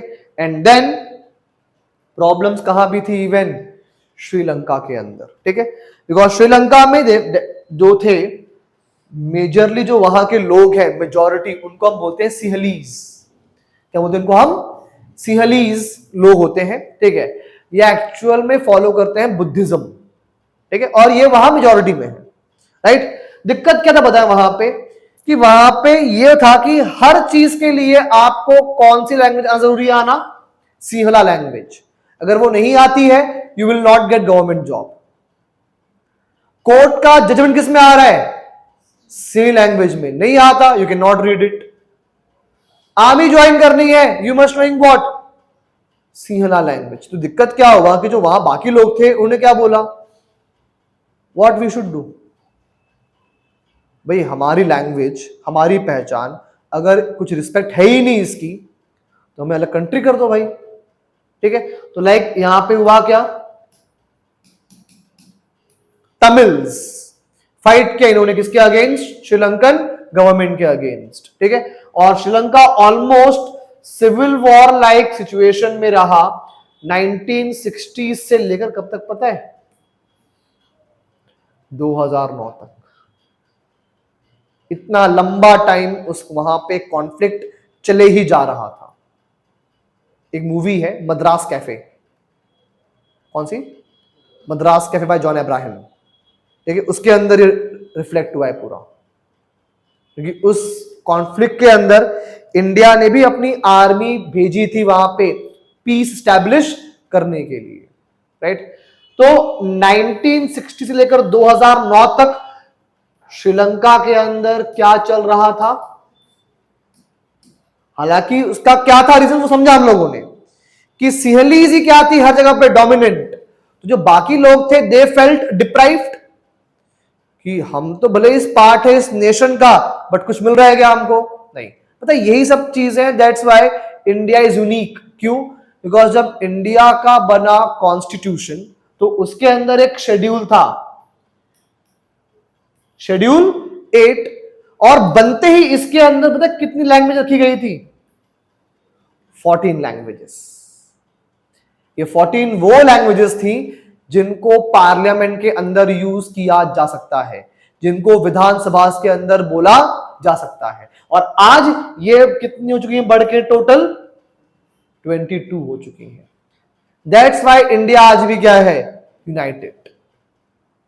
अब क्लियर हुई बात पूरी? वो ठीक है कि वाई वी लाइक हम क्यों रहे यूनिक, ठीक है। सेम याद है पाकिस्तान तो नहीं कर पाया मैनेज। क्यों नहीं कर पाया बताया मैनेज? बिकॉज वेस्ट पाकिस्तान जो था it was Punjabi dominant. Punjabi does not mean पगड़ी वाला person. Punjabi can be anyone who speaks Punjabi language. And Pakistan के लोग पंजाबी बोलते हैं।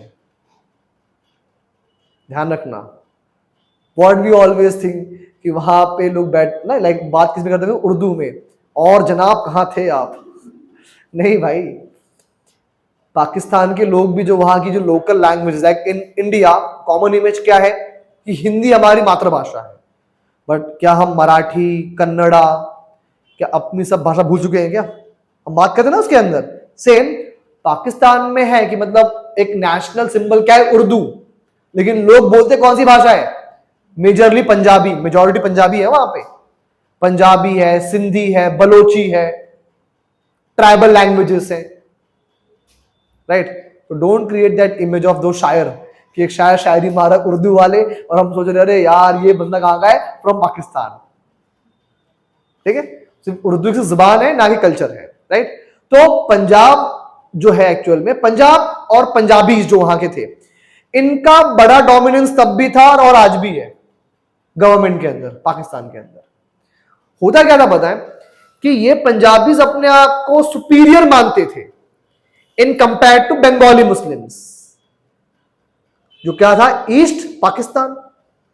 ठीक है, तो इन बंगालीज मुस्लिम्स का ये बोलना था कि भले हम मुस्लिम्स तो हैं बट स्टिल हमारे बीच में क्या है, डिस्क्रिमिनेशन, कि यही पंजाबी आर्मी के अंदर भी है, पंजाबी सिविल सर्विसेज के अंदर भी है, पंजाबी गवर्नमेंट में भी है, तो हम कहां हैं फिर और हम कहां जाएं फिर? समझ में आया? और इमेजिन करो, ठीक है भाई, नॉर्मली इंडिया में मेजॉरिटी कौन सी कम्युनिटी है? Hindu. And if you see pattern, ठीक है, मैंने बोला कि ब्लेम लगा रहा हूं, बट सी पीएम्स नॉर्मली कौन होता है इंडिया का? फ्रॉम हिंदू रिलीजन, क्योंकि जो मेजॉरिटी होता है वो डोमिनेट करता है, वेरी क्लियर रियलिटी। पाकिस्तान में कुछ अलग ही था, एक्चुअल में मेजॉरिटी लोग ईस्ट पाकिस्तान में रहते थे, लेकिन सारे पीएम कहां से बनते थे? वेस्ट पाकिस्तान से। तो भाई ये क्या मान रहा है, राइट? क्योंकि मेजॉरिटी सीट्स कहां से थी? ईस्ट पाकिस्तान से, लोकसभा के अंदर उनके, लेकिन पीएम कौन बन रहा है? पंजाबीज बन रहे हैं, वेस्ट पाकिस्तान से बन रहे हैं। तो ये उनका मेन कंसर्न था, रिवोल्ट हुआ, अलग हो गए। तो वही चीज है, when you can not maintain diversity, country टूटना श्योर है, कंट्री ब्रेकअप होगी ही होगी।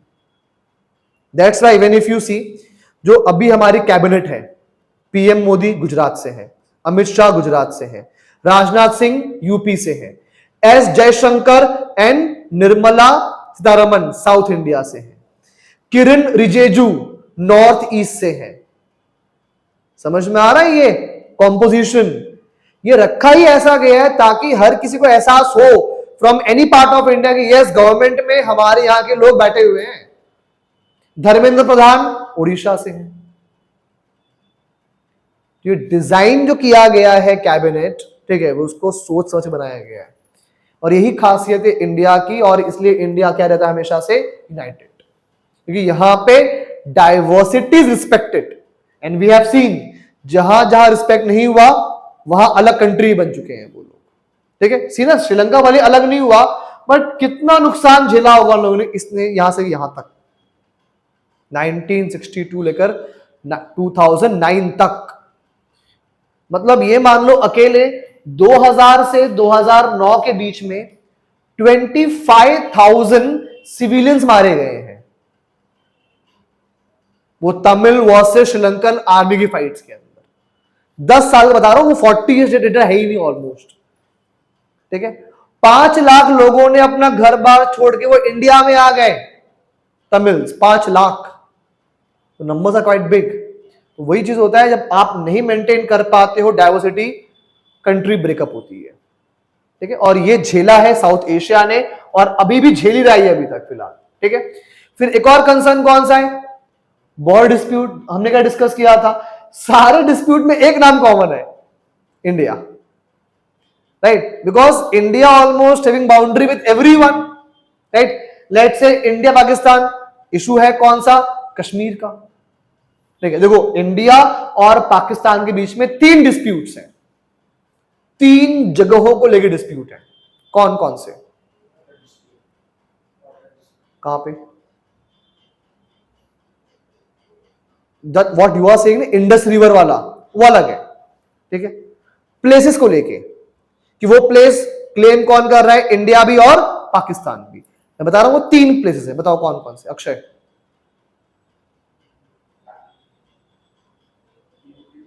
हाँ, एक तो कश्मीर हो गया डिस्प्यूट के, और 2 कौन से हैं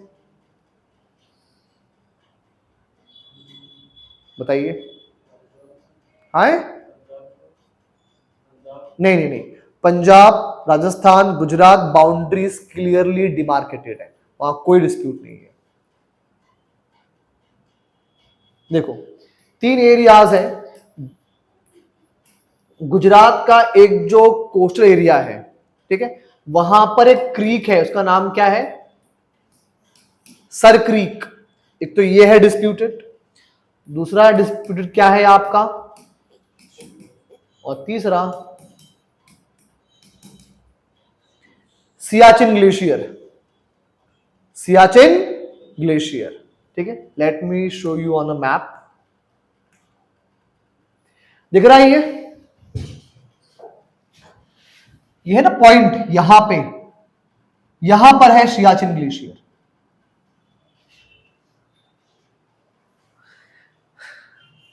वो ऐसा प्लेस है जहां पे टेम्परेचर इज -40 डिग्री सेल्सियस, मतलब वहां कोई इंसान भी नहीं रहता।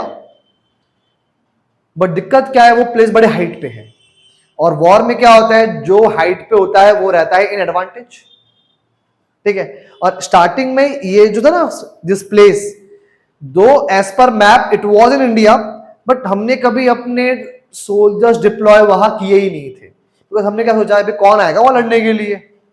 और जब ये न्यूज मिली कि पाकिस्तान कोशिश कर रहा है, तो इंडिया ने अपनी फौज पहले भेज दी,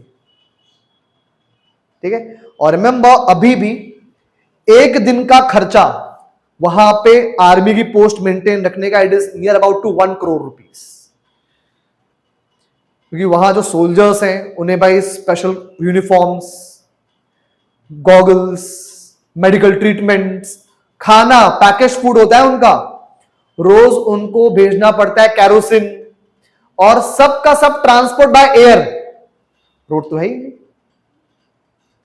तो रोज इतना हेलीकॉप्टर का transport and everything, it cost around 1 to 2 crore rupees per day का सियाचिन को मेंटेन रखने का। और आज तक सियाचिन के अंदर हमारे 850 सोल्जर्स डेथ हो चुकी है उनकी, not by bullet but by weather and ice. कभी एवलांच आ गया, दब गए सोल्जर्स। एक नाम था सोल्जर का कि हनुमन थप्पा, वो दब गए थे इन द एवलांच, लोग गए ढूंढने के लिए, ही वॉज अलाइव, 1 हफ्ते तक ही वॉज अलाइव बर्फ के अंदर, मिरेकल। लेकिन बाद में सर्वाइव नहीं कर पाए, जब उनको एडमिट किया गया तो बॉडी रिस्पॉन्ड नहीं कर पाई, वो ऑलमोस्ट डेड ही थे, लेकिन एक लास्ट कोशिश की गई बट ही डाइड। और 850 प्लस लोग सिर्फ मारे जाते हैं, और कोई भी एक सिंगल बुलेट फायरिंग नहीं हुई आज तक वहां पे, और पूरे वर्ल्ड का हाईएस्ट बैटलफील्ड है ये, जहां पे आर्मीज अपॉइंटेड है। एक्चुअल में उस पर क्लेम कौन करता है, पाकिस्तान, ठीक है। हमने 1984 में ही चलाया था वहां पे ऑपरेशन मेघदूत, ठीक है, और वो कैप्चर कर लिया एरिया 1984 में ही, तब से वो हमारा पार्ट है, बट स्टिल कौन क्लेम करता है उसके ऊपर, पाकिस्तान भी। समझ में आया, ठीक है। अब एक नया डिस्प्यूट आ रहा है, डिस्प्यूट क्या है पता है, इसी सियाचिन के ऑलमोस्ट 30 to 40 किलोमीटर रेंज में एक प्लेस है यहां पे, सक्शगम वैली। कौन सी वैली, सक्शगम वैली, ठीक है, जो एक्चुअल में था पीओके में, पाक occupied Kashmir. And what Pakistan did, Pakistan ने 1963 में वो एरिया किसको बेच दिया, चाइना को। मतलब ये वही हाल है कि तुम किसी घर में क्या हो, टेनेंट, रह रहे हो जबरदस्ती, और वो घर किसी को बेच भी दिया तुमने, you are not a owner. वो काम किसने किया, पाकिस्तान ने। अब ये सक्शगम जो नाम आया क्यों इंपॉर्टेंट है, अभी से जस्ट 10 दिन पहले ही हमारी मिनिस्ट्री ऑफ एक्सटर्नल अफेयर्स ने एक प्रेस कॉन्फ्रेंस करके बोला सक्शगम बिलोंग्स टू इंडिया। क्यों बोला बताए, बिकॉज चाइना सक्शगम वैली से रोड बना रहा है, हाईवे, राइट। तो ये न्यूज में है, अगेन इंपॉर्टेंट। क्लियर हुआ? बिकॉज व्हाट इंडिया सेज कि तुम्हारा जो एग्रीमेंट हुआ है वो एग्रीमेंट ही फ्रॉड है। ये कौन है एक्चुअल ओनर्स? हम। तो पाकिस्तान कौन होता है वो तुमको बेचने वाला? तो वो है सक्सकम वैली, जो उसके भी थोड़ा आगे है, अराउंड 30 to 40 किलोमीटर का एरिया है वो, ठीक है, थोड़ा आगे है उससे। अगेन वहां भी रहता कोई नहीं है, बस क्या है उसका स्ट्रैटेजिक इंपॉर्टेंस। समझ में आया? तो ये चीजें हैं तो ध्यान रखना रिगार्डिंग टू मैप, ठीक है। तो बॉर्डर कॉन्फ्लिक्ट समझा हमने with the Pakistan, with China कौन सा इशू है? अक्साई चीन एंड अरुणाचल प्रदेश। अच्छा जरा वो वाला मैप देखो इंडिया का, ऊपर टॉप पे नॉर्थ का देखो, कश्मीर का मैप दिख रहा है पूरा एकदम प्रॉपर कश्मीर ऐसा। और यहां देखो सेम कश्मीर वैसा है क्या? नहीं, क्योंकि ये मैप दिखाता है उस सिचुएशन को जो ये शो किया हुआ है कि जो इंडिया के पार्ट्स किसी और ने एंक्रोच कर लिया है, ठीक है। सो अक्साई चीन ये वाला पार्ट है, भले वो हम अपने मैप में शो करते हैं बट वो हमारे कंट्रोल में नहीं है, ठीक है। तो अक्साई चीन और बहुत अच्छा खासा पार्ट किसका? अरुणाचल प्रदेश का भी किसके पास है? चाइना के पास, जो उसे कब लिया था हमसे? 1962 में, ठीक है। वो क्या था बैकग्राउंड, सब चीजें पढ़ोगे आगे आईआर में इन डिटेल, बट ऐसा कुछ हमारे बीच डिस्प्यूट चल रहा है, ये याद रखो, ठीक है। तो विथ चाइना भी डिस्प्यूट है भाई। इवन चाइना क्लेम करता है पूरा लद्दाख और पूरा अरुणाचल प्रदेश उसका है, राइट। बिकॉज उसका ये बोलना है, यहां पे देखा तिब्बत, कि लद्दाख एंड अरुणाचल प्रदेश किसका पार्ट थे पहले? तिब्बत का। So if Tibet belongs to China then Ladakh and Arunachal Pradesh also belongs to China, ठीक है। और तुम देखो ऑलमोस्ट सिमिलैरिटी है भी, people in Ladakh and in Arunachal Pradesh Buddhist है। तुम देखो डिफरेंस है ना वहां से वहां तक, अगर हम देखें in context of India. But अगर तुम पूरे एक तिब्बत का मैप बनाओ तो ये तो पहले एक क्या रही होगी? एक रहेगी ज्योग्राफी पूरी रही होगी। तो चाइना इस क्लेम पे यहां पर बात करता है बार बार आके कि all these are thing parts of what? Tibet, and Tibet belongs to China, तो ये पार्ट्स हमको दे दो, राइट। पता है बीच में एक जो लफड़ा हुआ था, सुना होगा, गलवान वैली क्लैश 2020 में हुआ था, ये जस्ट कोविड का जो लॉकडाउन था उस टाइम की बात है। ये एक लेक है पेंगोंग सो लेक, वो देखिए मूवी 3 इडियट्स देखिए, या तो लास्ट सीन आमिर खान जहां मिलता है वो फुक्सुवैंगडू, किधर? वो लेक के पास, वही लेक है पेंगोंग सो लेक, ठीक है। इवन डिस्प्यूट उस लेक को लेके भी है, और राइट नाउ ऐसा है कि आधा लेक कंट्रोल करता है चाइना, आधा लेक कंट्रोल करता है इंडिया। और 2020 में जो ये क्लैश हुआ था, इसमें ये लोग उसी लेक में और भी आगे आ गए हैं, पेंगोंग सो लेक के अंदर, ठीक है। तो ये हाल फिलहाल में ही करंट में रहे हैं, तो बन जाते हैं हमारे लिए important. Apart from it, India and Bangladesh dispute था बट रिजॉल्व हो चुका है, अब रिजॉल्व हो चुका है। अब डिस्प्यूट सिर्फ क्या है कि भाई जो लोग हैं बांग्लादेश के, उनका ये बोलना है कि इंडिया इंटरफेयर करता है कहां पे? In the matters of Bangladesh, जो नहीं करना चाहिए, ऐसा उनका बोलना है। बाकी बाउंड्री डिस्प्यूट क्या हो गया है? सेटल्ड। कब सेटल हुआ? 2015 में। किसके through? Through this LBA। LBA means land boundary agreement. Land boundary agreement हुआ क्या था पता है? एक प्रॉब्लम थी किसकी पता है? एनक्लेव्स की। किसकी थी इशू? एनक्लेव्स। एनक्लेव्स वो एरियाज होते हैं जो बिलोंग तो किसी और कंट्री से करते हैं, but from all the 4 sides they are surrounded by other country. Let's say यह है कौन? बांग्लादेश। यह है कौन? इंडिया। अब मैं ये बोलूं कि एक छोटा सा ज्योग्राफी है यहां पे which belongs to Bangladesh, but वो है किससे घिरा हुआ? फ्रॉम इंडिया, ठीक है। तो क्या बोलेंगे इसको हम? बांग्लादेशी एनक्लेव। क्या बोलेंगे इसको हम? एनक्लेव। सेम एक ज्योग्राफी यहां पर है जो है तो किसका? इंडिया का, बट सराउंडेड किससे है? From all 4 sides? बांग्लादेश। इनको बोलते हैं enclaves. What India and Bangladesh did, हमने क्या बोला, एक काम कर भाई, जो तेरे एनक्लेव से मैं रख लेता हूं और जो मेरे एनक्लेव तू रख ले, मामला ही खत्म। समझ में आया? ठीक है, तो इस तरीके से वो सेटलमेंट हो गया हमारा। हाँ, बस अभी भी एक इशू है, इलीगल बांग्लादेशीज का इंडिया में इमिग्रेंट, वो अभी भाग के आ रहे हैं वहां से, क्योंकि वहां पे जॉब अपॉर्चुनिटीज ना के बराबर है। ठीक है, तो एक समस्या है, और प्रॉब्लम इसीलिए है बिकॉज सी, लोग क्या बोलते हैं, सर बॉर्डर पे तार लगा दो, फेंसिंग। दिक्कत क्या है, इंडिया और बांग्लादेश के जो बीच का बॉर्डर है ना, ये बहुत बड़ा एरिया रिवर्स के बीच में आता है, और रिवर्स के बीच में फेंसिंग कहां करोगे बैठ के, नहीं पॉसिबल है। और ये लोग वहीं से आते हैं। एक नाम सुना होगा, सुंदरबन, सुना है नाम, रॉयल टाइगर ऑफ बंगाल। ठीक है, वो लोग वहीं, सुंदरबन, सुंदरबन क्या है बताएं, मैंग्रोव्स का फॉरेस्ट है पूरा। किसका फॉरेस्ट है? मैंग्रोव्स, मतलब वो आपका प्लांट जो कि सी और रिवर जहां मिलती है वहां ग्रो होते हैं, और पूरे वर्ल्ड का सबसे बड़ा मैंग्रोव्स एरिया है वो। तो उनमें क्या होता है ना, उसमें वो छिप छिपा के यहां पहुंच जाते हैं, बिकॉज ये समझो आइलैंड काइंड ऑफ है, रेत है, पानी है, फिर फॉरेस्ट है। भाई मैन्युअली क्या तुम हर एक कोने में एक बीएसएफ का बंदा बैठा पाओगे क्या? नहीं पॉसिबल है, और यहीं से वो लोग भाग के आते हैं, राइट। तो इनके साथ इशू क्या है, इलीगल इमिग्रेंट्स का। Then India and Nepal, yes with Nepal we have issue.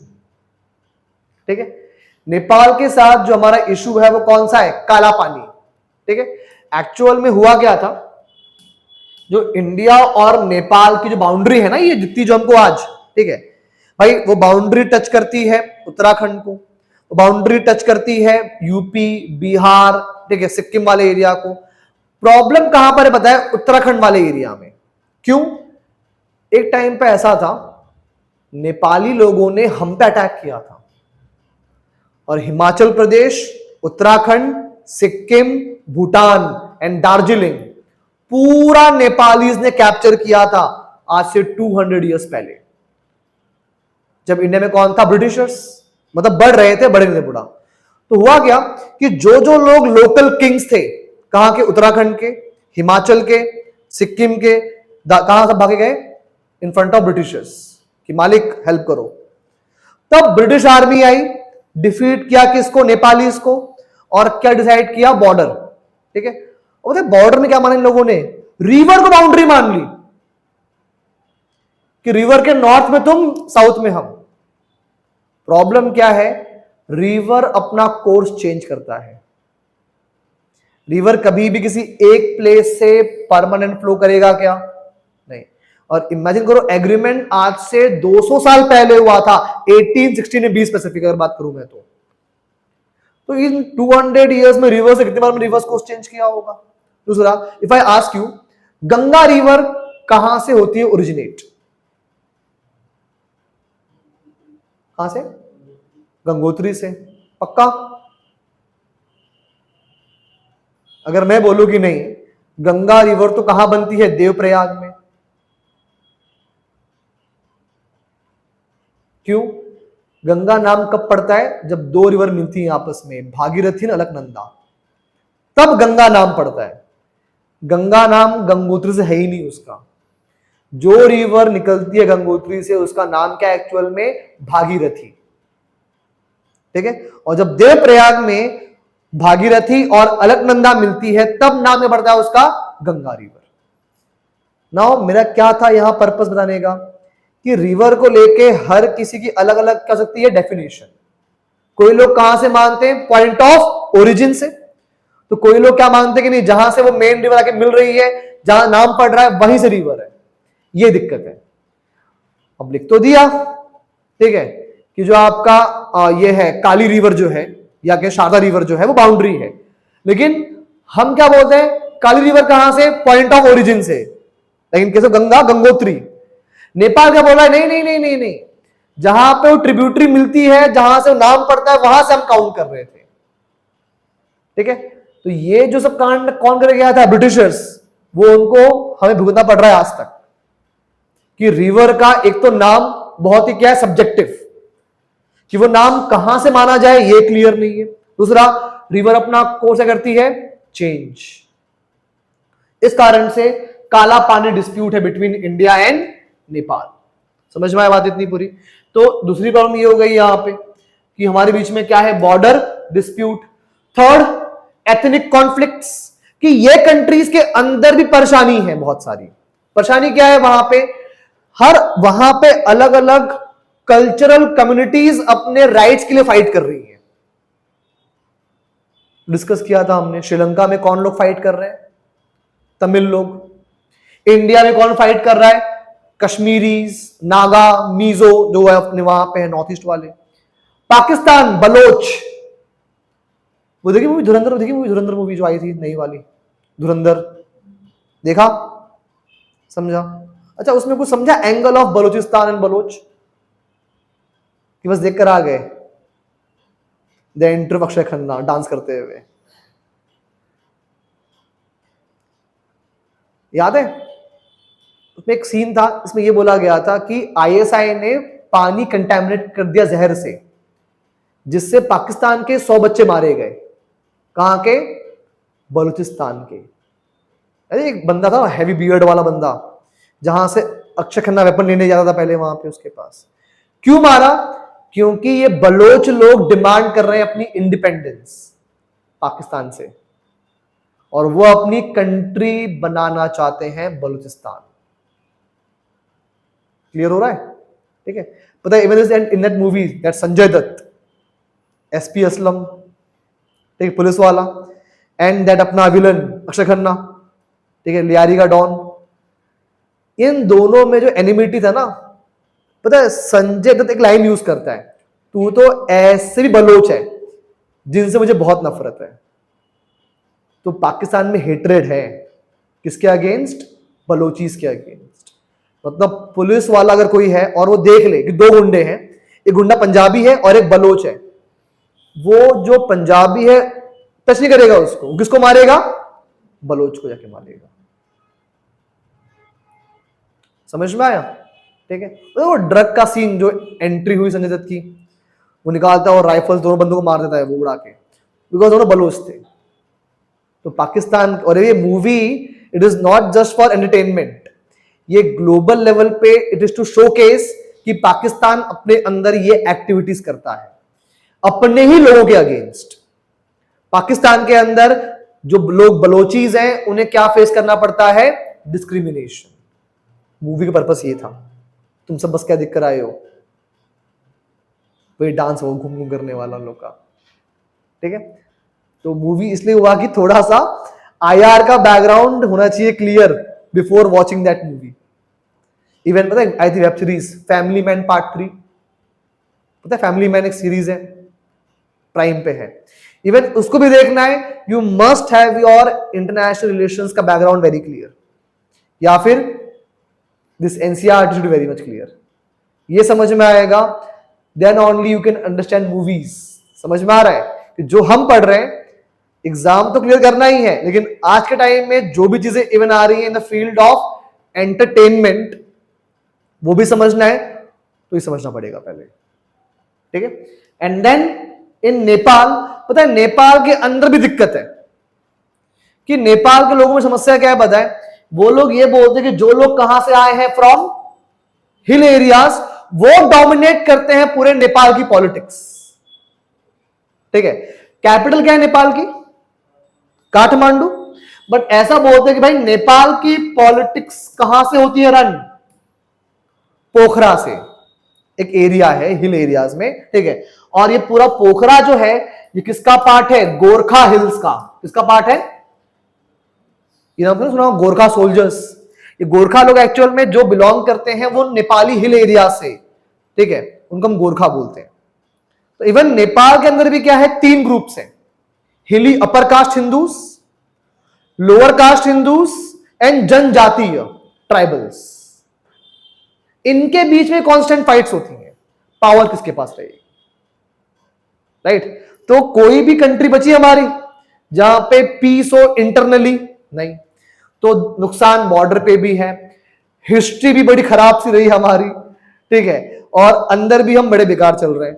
अब इन कंट्रीज में ये हुआ कि यार चलो एक चीज इसका है, क्या है वो, डेमोक्रेसी, वो भी सस्टेन नहीं कर पा रही इनके पास। तो ठीक है, यहां दिया हुआ है नेपाल। इमेजिन करो, नेपाल 2006 तक क्या था, मोनार्की, क्या था, मोनार्की, वहां राजशाही थी। ठीक है, 2006 में वहां पर क्या आ गया, डेमोक्रेसी। 2006 से अब तक ये भाई लोग 3 बार संविधान चेंज कर चुके हैं पूरा। भाई एक हम है जो 1949 से आज तक एक ही फॉलो कर रहे हैं, और इन लोगों ने 20 साल से कम के टाइम में इतनी बार क्या चेंज कर दिया, संविधान। ठीक है भाई, जितना टाइम तो ये डेमोक्रेटिक नहीं रहे, उतने तो इनके यहां क्या बन गए, प्राइम मिनिस्टर्स। ठीक है, तो डेमोक्रेसी इंप्लीमेंट हो पाई नेपाल में प्रॉपरली क्या, नहीं। ठीक है, देन पाकिस्तान। ठीक है भाई, यहां पर शुरुआत से लेकर आज तक किसका रहा डोमिनेंस, मिलिट्री डिक्टेटरशिप्स का। ठीक है, अभी भी वहां पे कौन है आर्मी चीफ, क्या नाम है उस बंदे का, आसिफ मुनीर। मतलब नॉर्मली जब बात आती है इंडिया की तो कौन होता है न्यूज में, पीएम मोदी। बट जब बात किसकी आती है, पाकिस्तान की, तो वहां पीएम का नाम कोई नहीं बोलता है, वहां नाम किसका आता है, आसिफ मुनीर का। मतलब he is not simply head of military but also is operating what, government. तो क्या हुई वहां पे एक्चुअल डेमोक्रेसी, वहां पे क्या, सिर्फ बोलने के लिए। फिर बांग्लादेश देखा है हम लोगों ने, शेख हसीना पीएम थी, उखाड़ के फेंक दिया गया उनको, अब वो लड़ रहे हैं, अब कहीं जगह फरवरी में प्लान्ड इलेक्शंस, लेट्स सी क्या होता है। एंड मालदीव्स में क्या हुआ भाई, मालदीव्स में गवर्नमेंट तो क्या होती है, डेमोक्रेटिक, लेकिन जो भी बनता है क्या वहां का प्रेसिडेंट, उसका जो होता है nature, it is always like dictator, like a dictator. ठीक है, no respect for the rights of people. तो ये सब कुछ चीजें थी जो हमको याद रखना है regarding to overall South Asia. Clear इतनी बात, ठीक है, तो stop here only for this lecture, फिर कंटिन्यू करेंगे आगे। लास्ट टाइम कुछ मैंने होमवर्क दिया था,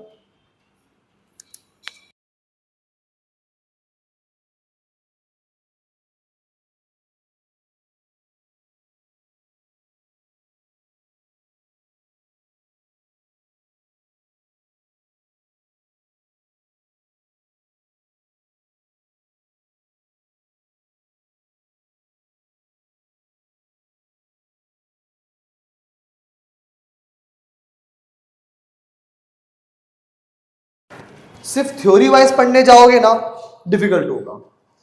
मैंने बाबा रेफरेंस दिया ना चीज का, वो रेफरेंस करंट का इसलिए दिया था कि वो याद रहे कि हाँ ये कुछ चीजें चल रही हैं।